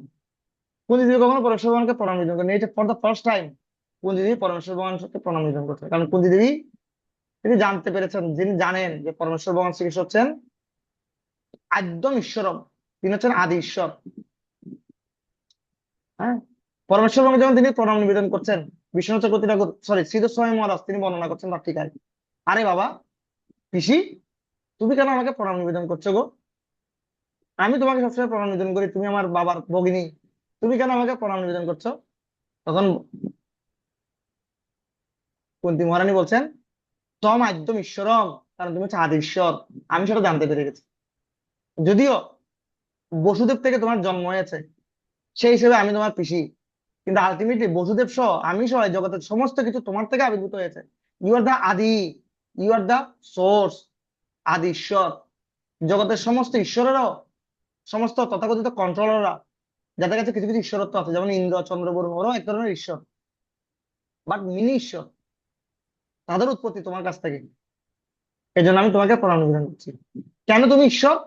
কারণ প্রকৃতি পরাম, দেখুন দেখানো আছে আপনাদের বোঝার সুবিধার্থে। কেন তুমি ঈশ্বর? প্রকৃতি পরাম, কারণ এই জড়জাগতিক প্রকৃতি ত্রিগুণাত্মিকা প্রকৃতি সত্য রজ তম, তুমি এই প্রকৃতির পরম। পরম মানে হচ্ছে বিয়ন্ড, উপরে, প্রকৃতির অধীনের বাইরে। কারণ তুমি ত্রিগুণাত্মিকা প্রকৃতির অধীন নও, তুমি তারও উপরে, তারও শ্রেষ্ঠ। এই জন্য তমা একদম ঈশ্বরম, পরম। তোমাকে সেই জন্য তোমাকে প্রণাম নিবেদন করছি। তুমি অলক্ষম, তোমাকে কেউ দেখতে পায় না। কেন? কারণ অন্তর্বহির অবস্থিত, তুমি ভিতরেও থাকো বাইরেও থাকো। এই কথাটা কেন বলছে? কারণ একটু আগে পরমেশ্বর ভগবান তাদের সবার সামনে উপস্থিত ছিল, কিন্তু উপস্থিত থাকা সত্ত্বেও তিনি আবার উত্তরার গর্ভে চলে গেছে। এদিকে সবাই দেখছে পরমেশ্বর ভগবান তাদের সামনে উপস্থিত, কিন্তু উত্তরার গর্ভে তিনি পরমাত্মা রূপে কার্য করছেন। It's very inconceivable actually. এরকম অলক্ষণ সর্বভূতানাম, তুমি জগতে সবার কাছে অলক্ষ, তোমাকে কেউ সহজে উপলব্ধি করতে পারে না। অলক্ষণ সর্বভূতানাম মানে কি? যদিও জগতের লোকেরা তোমাকে দেখে কিন্তু তোমাকে বুঝতে পারে না। যেমন শ্রীমদ আহ ভাগবতমের প্রথম স্কন্ধের প্রথম শ্লোকের তাৎপর্য দিতে গিয়ে, রাইট, মুয়ন্তি সুরয়, এটার তাৎপর্য দিতে গিয়ে, এটা ব্যাখ্যা দিতে গিয়ে বিশ্বনাথ চক্রবর্তী ঠাকুর বলছেন একই চকলেট যখন একজন সুস্থ মানুষ খায় তখন সে টেস্ট পায়, মিষ্টি টক এ ধরনের অনুভূত করে। ক্যান্ডি কি হয়? মিষ্টি হয়। সে খায় এবং ক্যান্ডিটার মিষ্টিটুকু অনুধাবন করতে পারে। আবার একই চকলেট যখন একজন জন্ডিস আক্রান্ত ব্যক্তি খায় তখন সে সেটার কোনো টেস্ট পায় না। একইভাবে একই ভগবান, যদিও তিনি সবার সামনে উপস্থিত আছেন কিন্তু অলক্ষম, তাকে কেউ দেখতে পায় না, তাকে কেউ প্রকৃতপক্ষে দর্শন করতে পারেন। একই ব্যক্তি, একই চকলেট, দুজন ব্যক্তি ভিন্ন ভিন্ন ভাবে আস্বাদন করছে। ঠিক একই ভগবানকে যারা ভক্ত তারা অনুধাবন করতে পারলেও যারা অভক্ত তারা অনুধাবন করতে পারে না। যেমন একজন ব্যক্তি যখন ডান্স করে, সে শুধু ডান্স করে না, সেখানে তাল, লয়, ছন্দ, রাইট, রিদম, তারপর গ্রামার, অনেক কিছু আছে। কিন্তু সাধারণ ব্যক্তিরা যখন দেখে তারা কি দেখে, সে শুধু নৃত্য করছে। আলটিমেটলি সাধারণ ব্যক্তিরা তারা নৃত্য দর্শন করলেও প্রকৃতপক্ষে নৃত্যকে তারা প্রামাণিক রূপে দর্শন করতে পারছে না। নৃত্যের যে গ্রামার, রিদম, ছন্দ, সেগুলো তারা উপলব্ধি করতে, তারা শুধু একটা নৃত্যই দেখছে।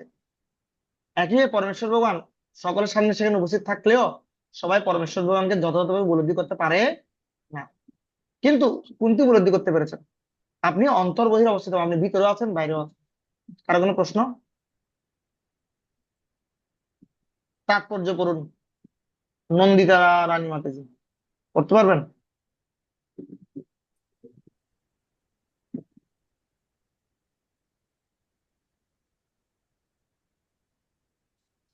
সখী বৃন্দা মাতাজি, হরে কৃষ্ণ। তাৎপর্য দাগানো আছে।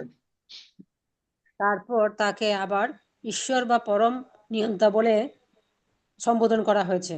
জীবেরা অথবা চন্দ্র, সূর্য আদি দেবতারাও কিছু পরিমাণে ঈশ্বর, কিন্তু তাদের কেউ পরমেশ্বর বা পরম নিয়ন্তা নন। তিনি হচ্ছেন পরমেশ্বর বা পরমাত্মা। তিনি অন্তরে এবং বাইরে উভয় ক্ষেত্রেই বিরাজমান। যদিও তিনি শ্রীমতী কুন্তী দেবীর সম্মুখে তার ভ্রাতুষ্পুত্র রূপে উপস্থিত ছিলেন, একই সঙ্গে তিনি তার অন্তরে এবং অন্য সকলের অন্তরে বিরাজমান ছিলেন। নেক্সট দাগানোটা পড়ুন। কুন্তী দেবী ব্যক্তিগতভাবে কুন্তী দেবী ব্যক্তিগতভাবে অনুভব করেছিলেন যে শ্রীকৃষ্ণ যদিও তার সম্মুখে উপস্থিত ছিলেন, তথাপি তিনি উত্তরার গর্ভেও প্রবেশ করে অশ্বত্থামার ব্রহ্মাস্ত্রের আক্রমণ থেকে তার ভ্রূণ রক্ষা করেছিলেন।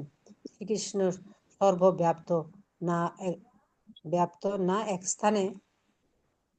স্থানে স্থিত, সে কথা ভেবে কুন্তী দেবী নিজেও বিস্ময়ে হতবাক হয়েছিলেন। ইয়েস। মায়া যবনিকাচ্ছন্নম অজ্ঞ অদক্ষ যমব্যয়ম নলক্ষসে মূরদৃশা নট নাট্য ধর যথা। পড়ুন সখী বৃন্দা মাতাজি। ধন্যবাদ। কৃষ্ণ প্রভু প্রণাম।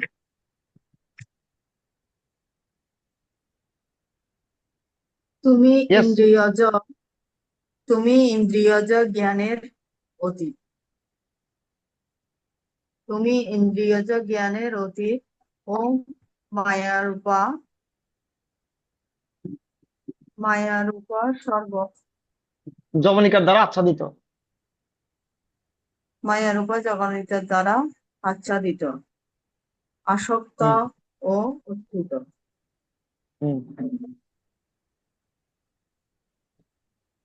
বড় করে দিলাম, পড়ুন। নিরদিষ্ট যেমন অভিনেতা সাক্ষ্যে সজ্জিত, অভিনেতার সাথে সজ্জিত শিল্পীকে দেখে সাধারণত চিনতে পারে না, তেমনি অজ্ঞ ব্যক্তিরা তোমাকে দেখতে পায় না। Thank you Mataji, thank you আপনার প্রচেষ্টার জন্য। আচ্ছা বলুন তো, মায়া যবনিকা আচ্ছন্নম অজ্ঞ অদক্ষ অব্যয়ম, এই তুমি ইন্দ্রিয় জ্ঞানের অতীত, মায়ার উপর যবনিকার দ্বারা আচ্ছাদিত, এটি দ্বারা গীতার কোন শ্লোক আপনার মনে পড়ে কিনা? কেউ হাত তুলতে পারেন?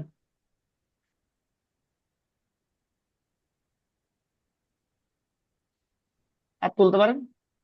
গীতার কোন শ্লোক মনে পড়ে কিনা? ওই ইয়েটা আছে, ওই কি যেন, জরায়ু দৈবেশে গুণময়ী। নো, কে বলছিলেন? পরমেশ্বর জ্ঞান আবৃত তাকে আয়নার মধ্যে, আয়নার ধুলাবালি আবৃত থাকে, একটা এরকম একটা শ্লোক থ্যাংক আছে। You, but not this.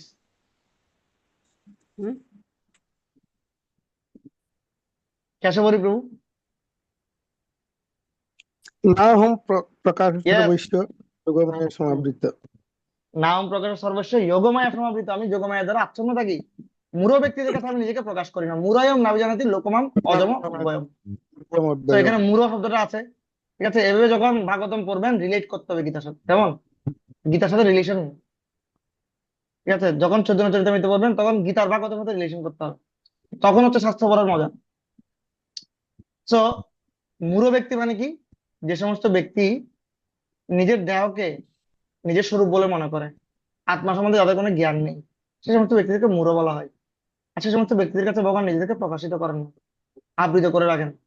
এখানে খুব সুন্দর একটা উপমা দিয়েছেন।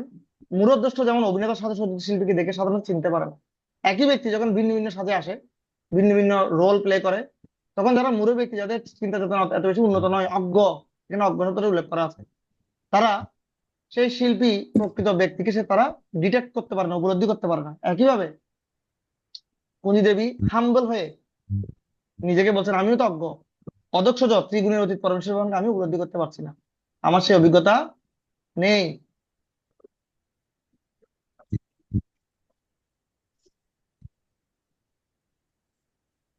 প্রেমপূর্ণা মাতাজি পড়ুন তো তারপর যেটা।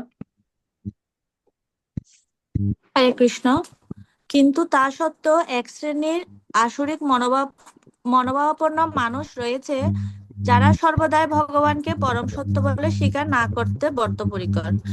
তার একটি কারণ হচ্ছে তাদের জ্ঞানের অভাব, এবং অন্য কারণটি হচ্ছে তাদের পূর্বকৃত ও বর্তমান দুষ্কর্মের অন্য কেউ ফলস্বরূপ কি মিউট অদম্য করে জেদ। রেখেছেন, আনমিউট করে রেখেছেন? মিউট করে দিন, আওয়াজ আসছে, নয়েজ আসছে। হ্যাঁ বলুন। শ্রীকৃষ্ণ যখন তাদের সম্মুখে উপস্থিত ছিলেন তখনও তারা তাকে ভগবান বলে চিনতে পারেনি। আর একটু অসুবিধা হচ্ছে যে যারা তাদের ভ্রান্ত ইন্দ্রিয়ের উপর অধিক নির্ভরশীল তারা কখনোই তাকে পরমেশ্বর ভগবান বলে জানতে পারে না। এই প্রকার মানুষেরা আধুনিক বৈজ্ঞানিকদের মতো, তারা সবকিছু তাদের গবেষণা ভিত্তিক জ্ঞানের মাধ্যমে জানতে চায়, কিন্তু ভ্রান্ত গবেষণালব্ধ জ্ঞানের দ্বারা পরমেশ্বর ভগবানকে জানা কখনোই সম্ভব নয়। তাকে এখানে অদক্ষজ বলে বর্ণনা করা হয়েছে, অর্থাৎ তিনি ইন্দ্রিয়ের অভিজ্ঞতালব্ধ জ্ঞানের অতীত। আমাদের সবকটি ইন্দ্রিয়ই ভ্রান্ত। আমরা সবকিছু দেখার দাবি করি, কিন্তু তা সত্ত্বেও আমাদের স্বীকার করতেই হবে যে আমাদের এই দর্শন কতগুলি জাগতিক অবস্থার অধীন, যা আমাদের ওকে, নিয়ন্ত্রণের অতীত। আশা করছি বুঝতে পারছেন, এটা আমি ব্যাখ্যা করছি না। তথা পরমহংসানাম মুনিনাম অমল আত্মনাম ভক্তিযোগ বিধানার্থম কথম পশ্যম ওই স্ত্রিয়। বলছে, আপনাকে কারা বুঝতে পারে? পরমহংস ব্যক্তিরা। একটু মিউট করে দিন, মিউট করে দিন, কে আনমিউট আছে নিজেকে চেক করুন। তো আপনাকে কারা কারা বুঝতে পারে? পরমহংস ব্যক্তিরা, যারা হংস সদৃশ, যারা জগতের তথাকথিত আবর্জনাগুলি নিয়ে পড়ে থাকে না সবসময়, পরমেশ্বর ভগবানের গুণমহিমা নিয়ে। হ্যাঁ, একান্তিনৈষ্ণ কঞ্চনার্থম বাঞ্ছন্তি এবৈ ভগবৎ প্রপন্না অত্যদ্ভুতম তৎচরিতম সুমঙ্গলম গায়ন্তি আনন্দ সমুদ্রমগ্না। একান্তিনৈষ্ণ কঞ্চনার্থম, ঐকান্তিক ভক্ত, যারা পরমেশ্বর ভগবানের ভক্ত, জড়জাগতিক কোনো বিষয়ের প্রতি যাদের কোনো বাসনা নেই। একান্তিন, হ্যাঁ কি বললাম, ন কঞ্চনার্থম বাঞ্ছন্তি এবৈ ভগবৎ প্রপন্না, তারা শুধু একটা জিনিসই বাঞ্ছনা করেন, সেটা হচ্ছে ভগবৎ প্রপন্না, পরমেশ্বর ভগবানের কৃপা, পরমেশ্বর ভগবানের সঙ্গ, পরমেশ্বর ভগবানের স্মরণ। অত্যদ্ভুতম তৎচরিতম সুমঙ্গলম, তারা সবসময় পরমেশ্বর ভগবানের অতি অদ্ভুত চরিত কথা নিয়ে সবসময় এবং মঙ্গলময়ী পরমেশ্বর ভগবানের কথা নিয়ে সবসময় ব্যস্ত থাকে। গায়ন্তী আনন্দ সমুদ্র মগ্না, আর যে কারণে তারা সবসময় পরমেশ্বর ভগবানের নাম রূপ গুণ লীলা সমন্বিত আনন্দের সমুদ্রে সবসময় সাঁতার কাটছে, সেই আনন্দের সাগরে সাঁতার কেটে তারা মগ্ন, সে ধরনের ব্যক্তিদেরকে বলা হচ্ছে পরমহংস। মুনিনাম, মুনিনাম মানে হচ্ছে যারা শুধুমাত্র চিন্তা করে, চিন্তা করে সবসময়, মনন করে। কি নিয়ে মনন করে?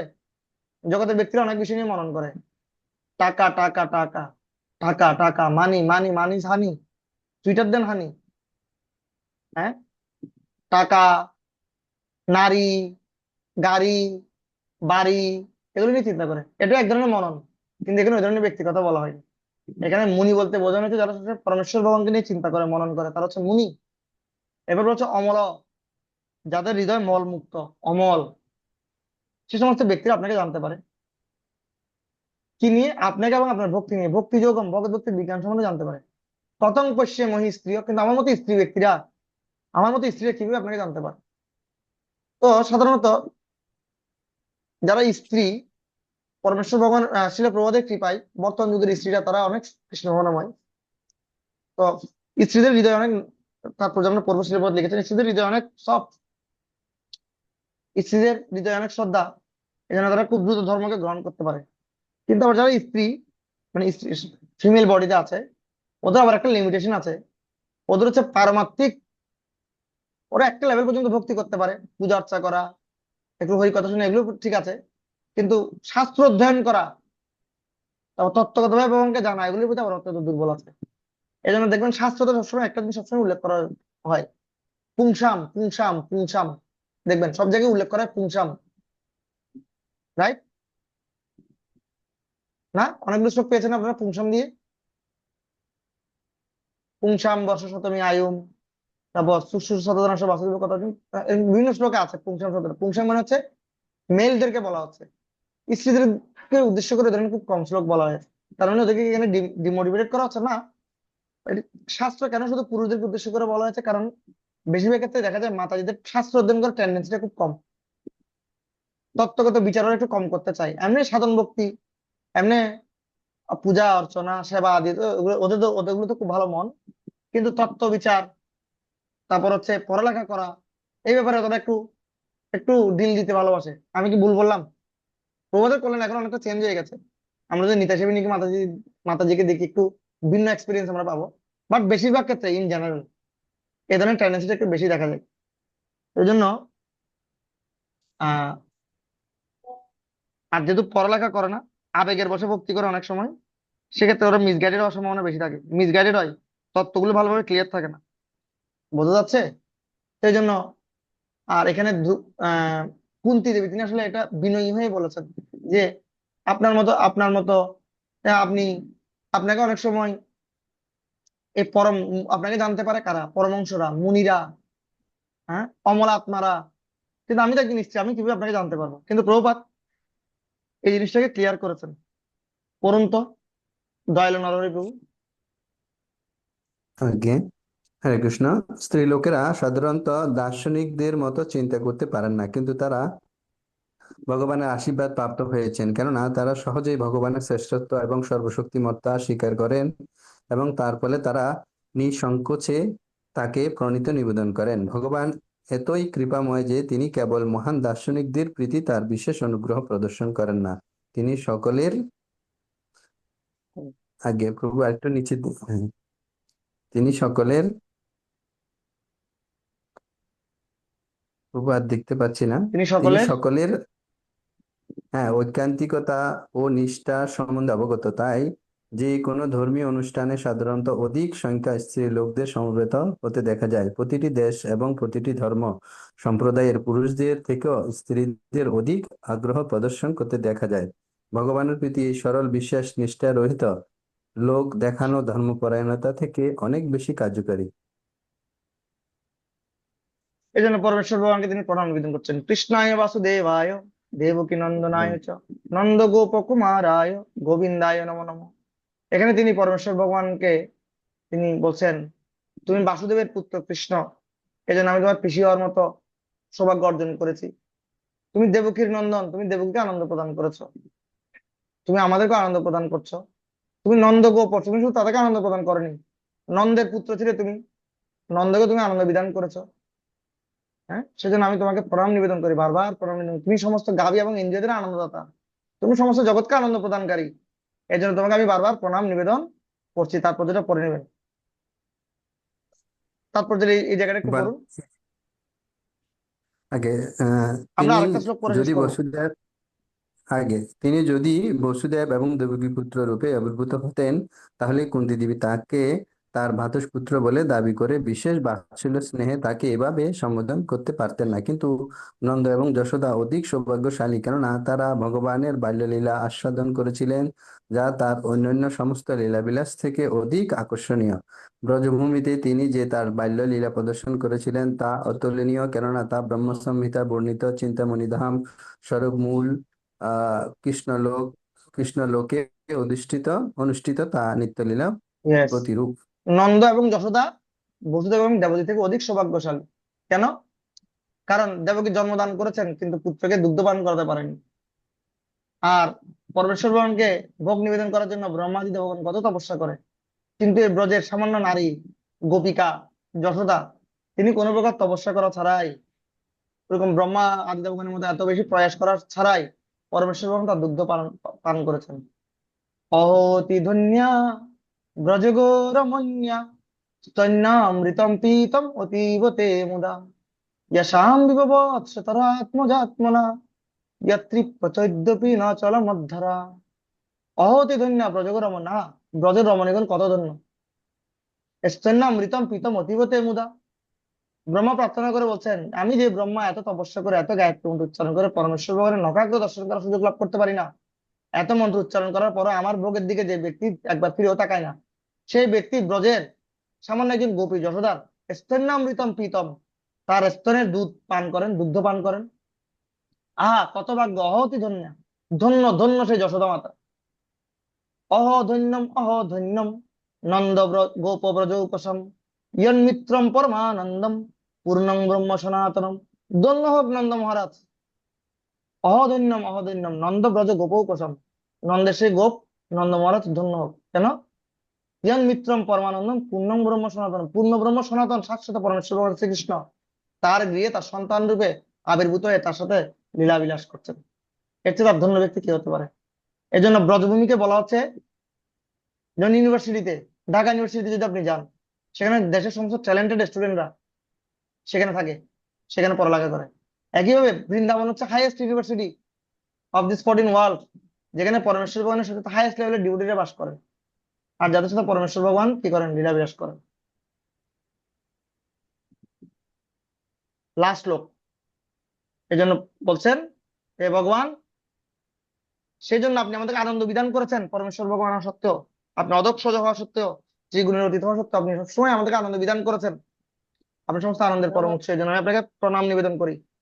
নম পঙ্কজ নাভায়, নম পঙ্কজ মালিনে, নম পঙ্কজ নেত্রায়, নমস্তে পঙ্কজাঙ্গ্রয়ে। জগৎ প্রাণ প্রভু পড়ুন অনুবাদ।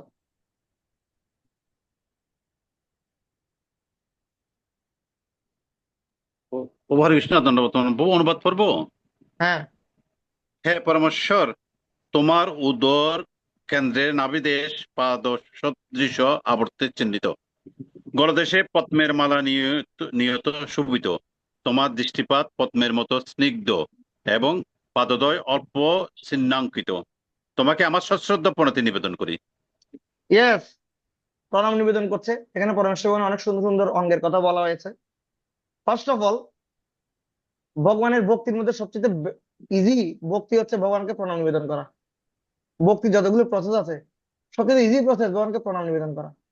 আর ভগবানকে প্রণাম নিবেদন করার মাধ্যমে পরমেশ্বর ভগবানের কাছে আমরা সর্বস্ব শরণাগতি আমরা প্রকাশ করতে পারি। নম শব্দ হচ্ছে পরমেশ্বর ভগবানকে নিবেদন করা, প্রণাম নিবেদন করা। নম মানে হচ্ছে যখন আমরা পরমেশ্বর ভগবানের সাথে ঝুঁকে যাই, যখন আমরা কারো সম্মুখে ঝুঁকে যাই, নত হই, তখন সেটাকে বলা হচ্ছে নম। আর নাম শব্দের অর্থ হচ্ছে যখন ভগবান আমাদের সামনে ঝুঁকে যায়। একটা হচ্ছে নম আর একটা হচ্ছে নাম। এখানে কুন্তী মহারানী নম প্রার্থনা করছেন, বাট আমি বলছিলাম প্রথমে সবচেয়ে বেস্ট ওয়ে হচ্ছে প্রণাম নিবেদন করা, নম প্রার্থনা, প্রণাম নিবেদন করা। আরেকটি বিষয় হচ্ছে নাম, পরমেশ্বর ভগবানের নাম। আমরা যখন ভগবানের নাম উচ্চারণ করি তখন পরমেশ্বর ভগবান আমাদের সামনে নত হয়ে যান, বোঝা যাচ্ছে। সুতরাং নাম অনেক পাওয়ারফুল, কথা প্রসঙ্গে বললাম। সো এখানে যেহেতু কুন্তী মহারানী তার পিসি জাগতিকভাবে সম্পর্ক আছে, তিনি ইতস্তত বোধ করছিলেন পরমেশ্বর ভগবানের চরণে যদি প্রণাম নিবেদন করেন তাহলে পরমেশ্বর ভগবান আনইজি ফিল করতে পারেন, যেহেতু তিনি তার পিসি। এই জন্য তিনি প্রণামটা শুরু করেছেন নাভি থেকে, ঠিক আছে? কারণ পায়ে প্রণাম করলে পরমেশ্বর ভগবান আনইজি ফিল করতে পারেন। এই জন্য দেবতী একটু কুন্তী দেবী একটু কনফিউজড যে আমি কিভাবে তাকে পায়ে প্রণাম করব, সে তো আনইজি ফিল করবে, আমার সন্তান তুল্য। হ্যাঁ, ভালোবাসার কারণে, যদিও সে পরমেশ্বর ভগবান, কিন্তু বাৎসল্য রসটা এমন, বাৎসল্য রসের কারণে তারা ভুলে যান পরমেশ্বর ভগবান হচ্ছেন ভগবান, তারা ভুলে যান। জগতে দুই ধরনের ব্যক্তি ভুলে যান, আমি গত ক্লাসে বলেছিলাম ভগবানকে। এক ধরনের ব্যক্তি হচ্ছে যারা হচ্ছে কি ভক্ত, আর এক ধরনের ব্যক্তি হচ্ছে যারা মায়াবাদী। মায়াবাদীরা ঈর্ষা ভগবতটাকে মানে না, আর যারা ভক্ত তারা প্রেম বশত ভগবানের ভগবতটা মানে না। তারা ভগবানকে জেনেও তারা চিন্তা করে না ও হচ্ছে আমার আদরের পুত্র সন্তান, আমার কানাইয়া। এইভাবে করে পরমেশ্বর ভগবানকে নাভি থেকে প্রণাম নিবেদন করলেন।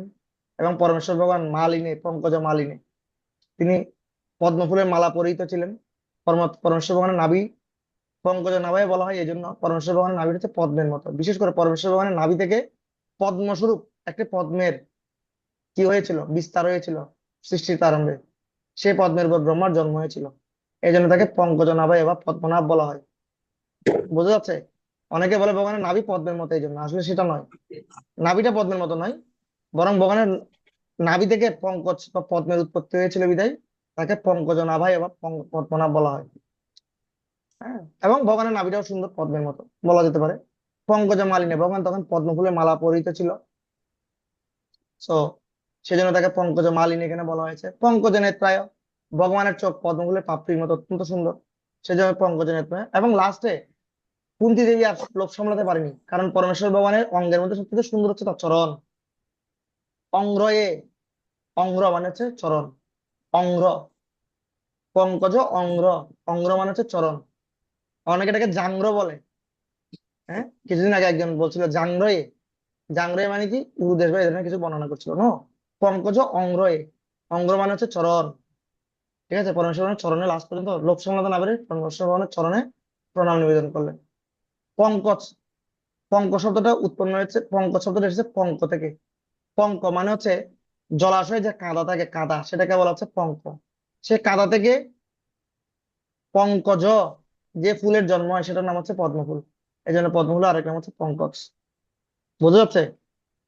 তো এই হচ্ছে পরমেশ্বর ভগবানের পরমেশ্বর ভগবান পড়বো। তাৎপর্যটা পড়েন। পরমেশ্বর ভগবানের চিন্ময় শরীরে যে বিশেষ লক্ষণগুলি অন্য সকলের শরীর থেকে তার শরীরের পার্থক্য নির্ণয় করে, তার কয়েকটি লক্ষণের উল্লেখ এখানে করা হয়েছে।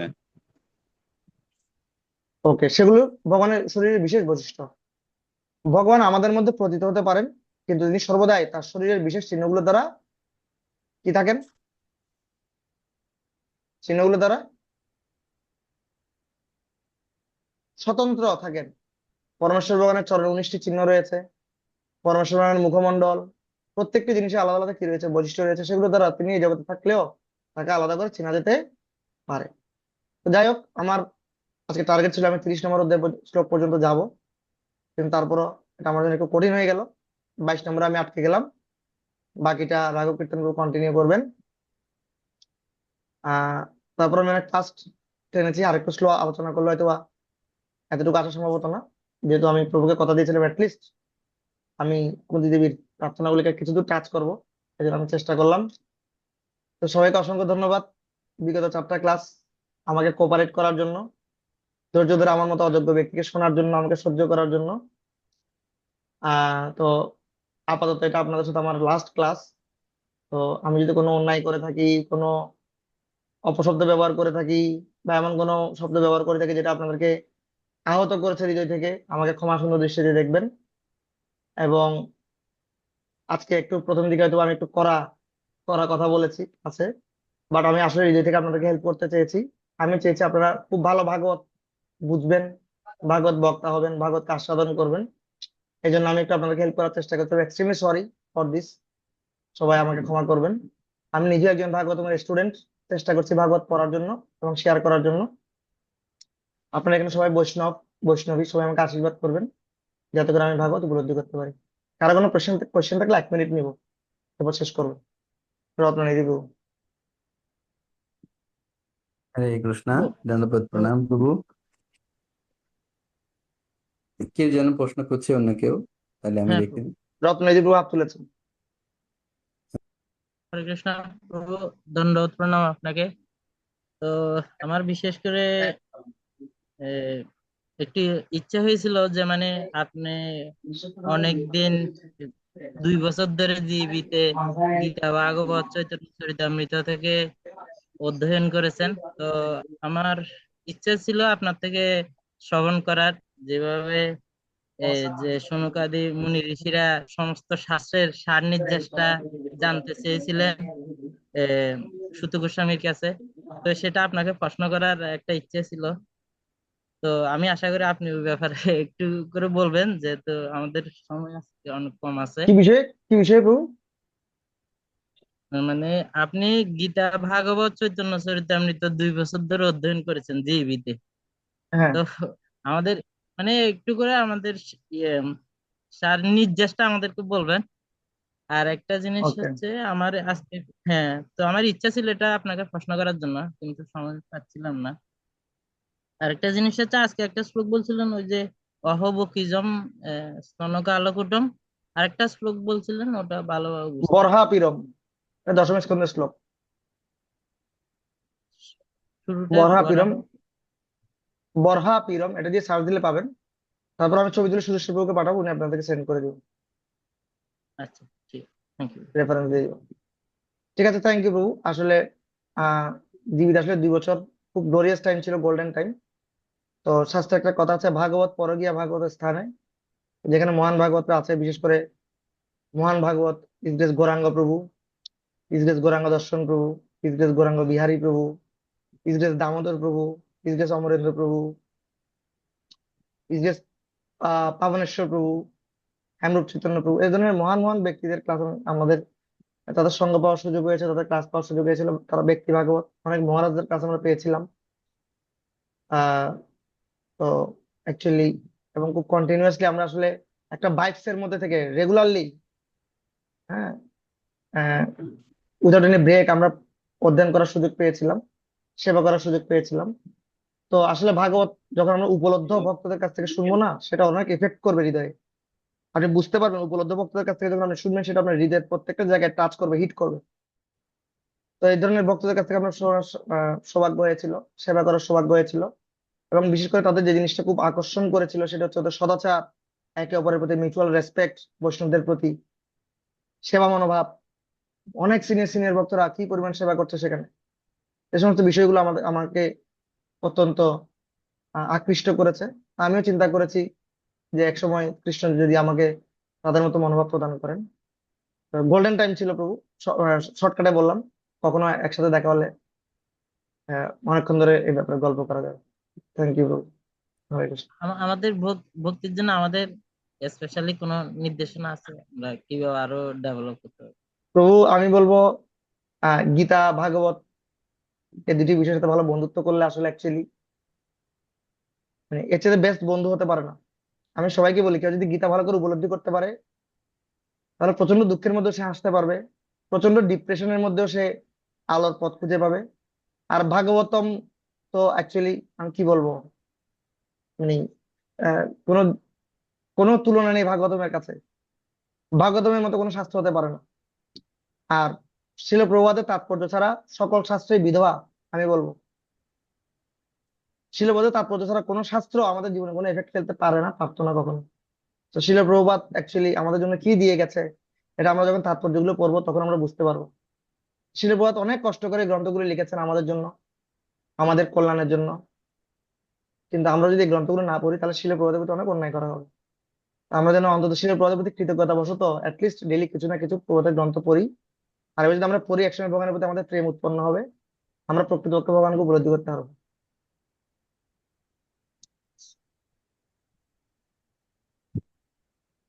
হরে কৃষ্ণ। দয়ালু নরহরি প্রভু। হরে কৃষ্ণ, দণ্ডপাত প্রণাম প্রভু। আপনাকে অসংখ্য ধন্যবাদ। সামনে আমরা আশা করছি কোনো না কোনো ভাবে আমরা আপনার আরো দর্শন লাভ পাবো এবং কি আপনার থেকে আমরা আরো শিক্ষা লাভ করতে পারবো। তো একটা ছোট প্রথমে যে একটা শ্লোক বলেছিলেন উপদেশমূলক, সেটা হচ্ছে অন্তরে নিষ্ঠা, বাইরে লোক ব্যবহার ও চিরে কৃষ্ণ তোমায় করিমের উদ্ধার। সেটা চৈতন্য চরিতামৃতে নাকি অন্য কোনো গ্রন্থে বা চৈতন্য চরিতামৃতে যখন বলেছিলেন চৈতন্য রঘুনাথ মহাপ্রভু গোস্বামীকে, বলেছিলেন? রঘুনাথ গোস্বামীকে যখন তিনি ইনস্ট্রাকশন দিচ্ছিলেন, তখন ওখানে বলেছিলেন তাহলে এটা আমরা ধরে নিতে মধ্যলীলায়। পারি চৈতন্য চরিতামৃতের শ্লোক এটা চৈতন্য না? চরিতামৃতের শ্লোক, ধরে নেওয়ার কিছু নেই, চৈতন্য চরিতামৃতের শ্লোক। আচ্ছা, না, আমি কোথায় যেন পেয়েছিলাম এটা, প্রাণ ভক্তি চন্দ্রিকা আর নরোত্তম দাস ঠাকুরের এরকম একটা মেনশন পেয়েছিলাম, আমি নরোত্তম শিওর দাস জানি না। ঠাকুর অনেক ক্ষেত্রে তবে চৈতন্য চরিতামৃত, চৈতন্য ভাগবতম অনেক শ্লোক প্রেম ভক্তি চন্দ্রিকে কোট করেছেন, কিন্তু এটা আচ্ছা আচ্ছা, ডিরেক্ট ঠিক ইনস্ট্রাকশন আছে। টু রঘুনাথ দাস গোস্বামী। বাড়িতে ফিরে যাওয়ার জন্য আগে প্রভু, বলেছিলেন। তিনি সবকিছু ছেড়ে বৃন্দাবন চলে আগে যেতে চেয়েছিলেন প্রথম দিকে। তখন আগে মহাপ্রভু বলেন, না, বাড়িতে যাও, বাড়িতে গিয়ে তুমি কি করো। আগে আর একটা প্রভু, আপনি ওই যে কৃষ্ণ ভক্ত শরণাগতি বা ভক্তি জীবনে আসার পরেও যদি কোনো দেবদেবীকে বিশেষভাবে পূজা করে, অর্থাৎ তিনি আহ, একটা পরম্পরায় ধারায় রয়েছেন, ভক্তি ইস্কন হিসাবে যুক্ত রয়েছেন, দীক্ষিত ডিভোটি, তবে তিনি এখনো আগের মতো দেবদেবীকে বেশি মান্য, অর্থাৎ হ্যাঁ সম্মান সূচক করতে পারা যায়, তবে তিনি এখন আশা করছেন দেবদেবীর কাছ থেকে কিছু পাওয়া, কিছু সেটা একজন যদি টেম্পল কমান্ডার হয়, সেটা কিভাবে আমরা নেব? সেটা কোনো সাধারণ সরি প্রভু, আমি কোয়েশ্চেনটা বুঝিনি, নর্মাল কোন একটু অন্যমনস্ক হয়ে গেছিলাম। আচ্ছা প্রভু, আমি আবার বলছি প্রভু, ধরুন একজন দীক্ষিত আমাদের ব্রহ্ম মাধবপুরীয় পরম্পরায় তিনি একটা মন্দির টেম্পল কমান্ডার, তো তিনি যদি এখনো কৃষ্ণ শরণাগতি হয়ে পরম্পরা সূত্রে তিনি গুরুদেব থেকে দীক্ষা পেয়েও যদি এখনো দেবদেবীর কাছে থেকে আগের মতো করে জাগতিক জীবনে, কর্মী জীবনে যেরকম তিনি আমরা সবাই দেবতা দেবীদের কাছে কোনো না কোনো কিছু চেয়েছি, তো আপনি এখানে বলেছেন যে কৃষ্ণ ভক্তি হয়ে, ভক্ত হয়ে যদি কোনো দেবদেবীর কাছে চায়, তাহলে তিনি তার ভক্তি পতিত হয়। তো এই বিষয়ে যদি একজন টেম্পল কমান্ডার হয়, তাহলে এটা কিভাবে আমরা নিতে পারি? থ্যাংক ইউ প্রভু। কারণ আমরা শ্রেষ্ঠ ব্যক্তির দেবদেবতাদের কাছে, আচরণটা আমরা হৃদয়ঙ্গম করি, শ্রেষ্ঠ ইয়েস, ব্যক্তি আমরা যেরকম দেবদেবতাদের আচরণ কাছে করে সেটা। ভক্তি চাইতে পারি, আমরা দেবদেবতাদের কাছে ভক্তি চাইতে পারি, যেন প্রার্থনা করতে পারি, সেটা অপরাধ নয়, কিন্তু কাম বাসনা পরিতৃপ্ত করার জন্য যেন আগে কিছু না চাই। It's one point. আরেকটি বিষয় হচ্ছে, আমরা শাস্ত্র অধ্যয়ন করে শাস্ত্র দিয়ে আমরা কখনো নিজেকে জাজ করবো, অন্যকে জাজ করবো না। শাস্ত্র দিয়ে আমরা সবসময় নিজেকে জাজ করার চেষ্টা করব, ঠিক আছে? অন্য ব্যক্তি কি করছে আগে সেটা তার অথরিটি আগে জাজ করবে। যদি আমরা অথরিটি হই, তখন আমরা এই বিষয় নিয়ে ভাবতে পারি। কিন্তু এছাড়া যদি আমার ওই ব্যক্তির বিষয়ে কোনো অধিকার না থাকে বা আমি ওই ধরনের কোনো পজিশনে না থাকি, তাহলে আমার ওটা নিয়ে চিন্তা করার দরকার নেই, সেটা তার অথরিটি চিন্তা করবে। শাস্ত্র শুধু আমার জন্য, আমাকে জাজ করার জন্য, অন্যকে জাজ করার জন্য নয়। আগে প্রভু, আগে প্রভু, ঠিক আছে প্রভু, থ্যাংক ইউ। মিথিলা অসংখ্য নন্দিনী ধন্যবাদ মাতাজি। প্রভু আপনি। হরে কৃষ্ণ, প্রণাম প্রভু। প্রভু আপনি যে ভাগবত যে ম্যাপিং করে এত সুন্দর করে যে ফ্লো বলতে শিখিয়েছেন প্রভু, এটা আগে জানতাম না প্রভু।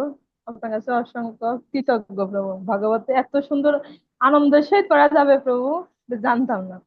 আপনার সাথে ক্লাস করতে পেরে প্রভু নিজেকে ধন্য মনে করছি প্রভু। থ্যাংক ইউ, আশা আপনি করি আমাকে আপনাকে আশীর্বাদ আমরা করবেন। Thank you. হরে কৃষ্ণ। কেশবরী প্রভু।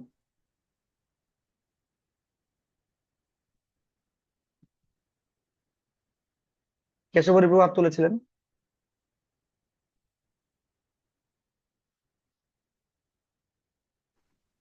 হরে কৃষ্ণ প্রভু। Yes. এটা প্রার্থনা প্রভু আপনার কাছে যে প্রভু কোথা কোথা থেকে বলছেন? আমি প্রভু এখন মায়াপুরে আছি বর্তমানে। ও ওকে, হ্যাঁ। আহ, শরণাগতিটা দিয়ে যে আপনি কনক্লুডটা করবেন প্রভু, শরণাগতির শ্লোকগুলো আর উপায়টা, ওইটা মানে লাস্ট যাতে ওইটা নোট করতে পারি, ওই সময়ে আমি ঠিক নোট করতে পারি না জিনিসটা ওকে, প্রভু। শরণাগতির আমি 6টি পন্থা বলেছিলাম। একটা হচ্ছে দৈন্য আত্মনিবেদন, দৈন্য আত্মনিবেদন, গোতৃত্বে বরণ, অবশ্য রক্ষিবে কৃষ্ণ বিশ্বাস পালন, কৃষ্ণ ভক্তি অনুকূল কার্যেরও স্বীকার, কৃষ্ণ ভক্তি প্রতিকূল কার্যের বর্জন অঙ্গীকার, সর্বাঙ্গ বা সর্বাঙ্গ শরণাগতি হইবে যাহার, তাহার প্রার্থনা শুনে শ্রীনন্দ কুমার।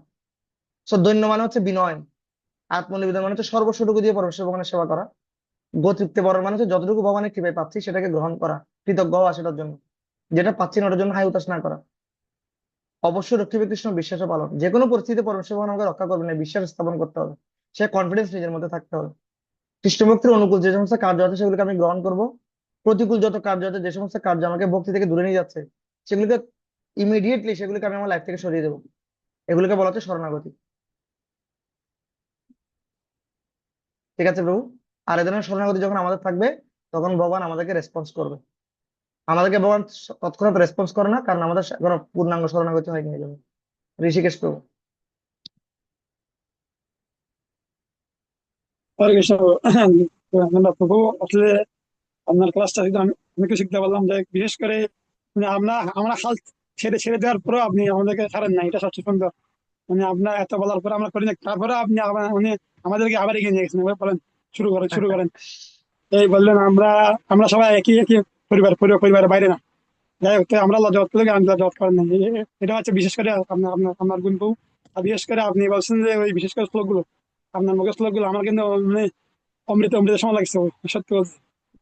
তো থ্যাংক ইউ, আশীর্বাদ আসলে করবেন যাতে আমি আপনাদের চরণে থাকতে পারি, চরণে আশ্রয় থাকতে হ্যাঁ পারি। ও আমরা আপনাকে আবার চাই যাই দেন গুরু কৃষ্ণ পাত্মায় আর কি যাবে ক্লাসে। তো হরে কৃষ্ণ, এটাই হরে কৃষ্ণ, অসংখ্য ধন্যবাদ। সবাই আমার প্রণাম গ্রহণ করবেন। কালকে আমাদের এই মন্দির অন্নকূট আছে, যারা আশেপাশে আছেন সবাই আসবেন, হয়তো সরাসরি দেখা হতে পারে। ঠিক আছে, আজকে এখানে শেষ করছি। বাঞ্ছা কল্পতরুভ্যশ্চ কৃপা সিন্ধুভ্যশ্চ পতিতানাং পাবনেভ্যো বৈষ্ণবেভ্যো। জয় জগৎগুরু শিলা প্রভু আমরা প্রভুপাদ কি জয়। আমরা প্রভুর মঙ্গলার্থে একবার আমরা সবাই মিলে হরে কৃষ্ণ মহামন্ত্র জপ করি, যেন প্রভু যেখানে যাই যেন প্রভু প্রভুপাদ এবং কি আমাদের এবং কি আমাদের মতো অধমদেরকে জ্ঞান প্রদান করতে পারেন স্বাচ্ছন্দ্যে। অবশ্যই। এটার জন্য আমরা সবাই একবার হরে কৃষ্ণ মহামন্ত্র জপ করি। তাহলে হরে কৃষ্ণ হরে হরে কৃষ্ণ কৃষ্ণ কৃষ্ণ হরে হরে হরে রাম হরে রাম হরে রাম রাম রাম হরে হরে। Thank you. ঠিক আছে, আমরা এখানে শেষ করলাম। হরে কৃষ্ণ। প্রণাম প্রভু।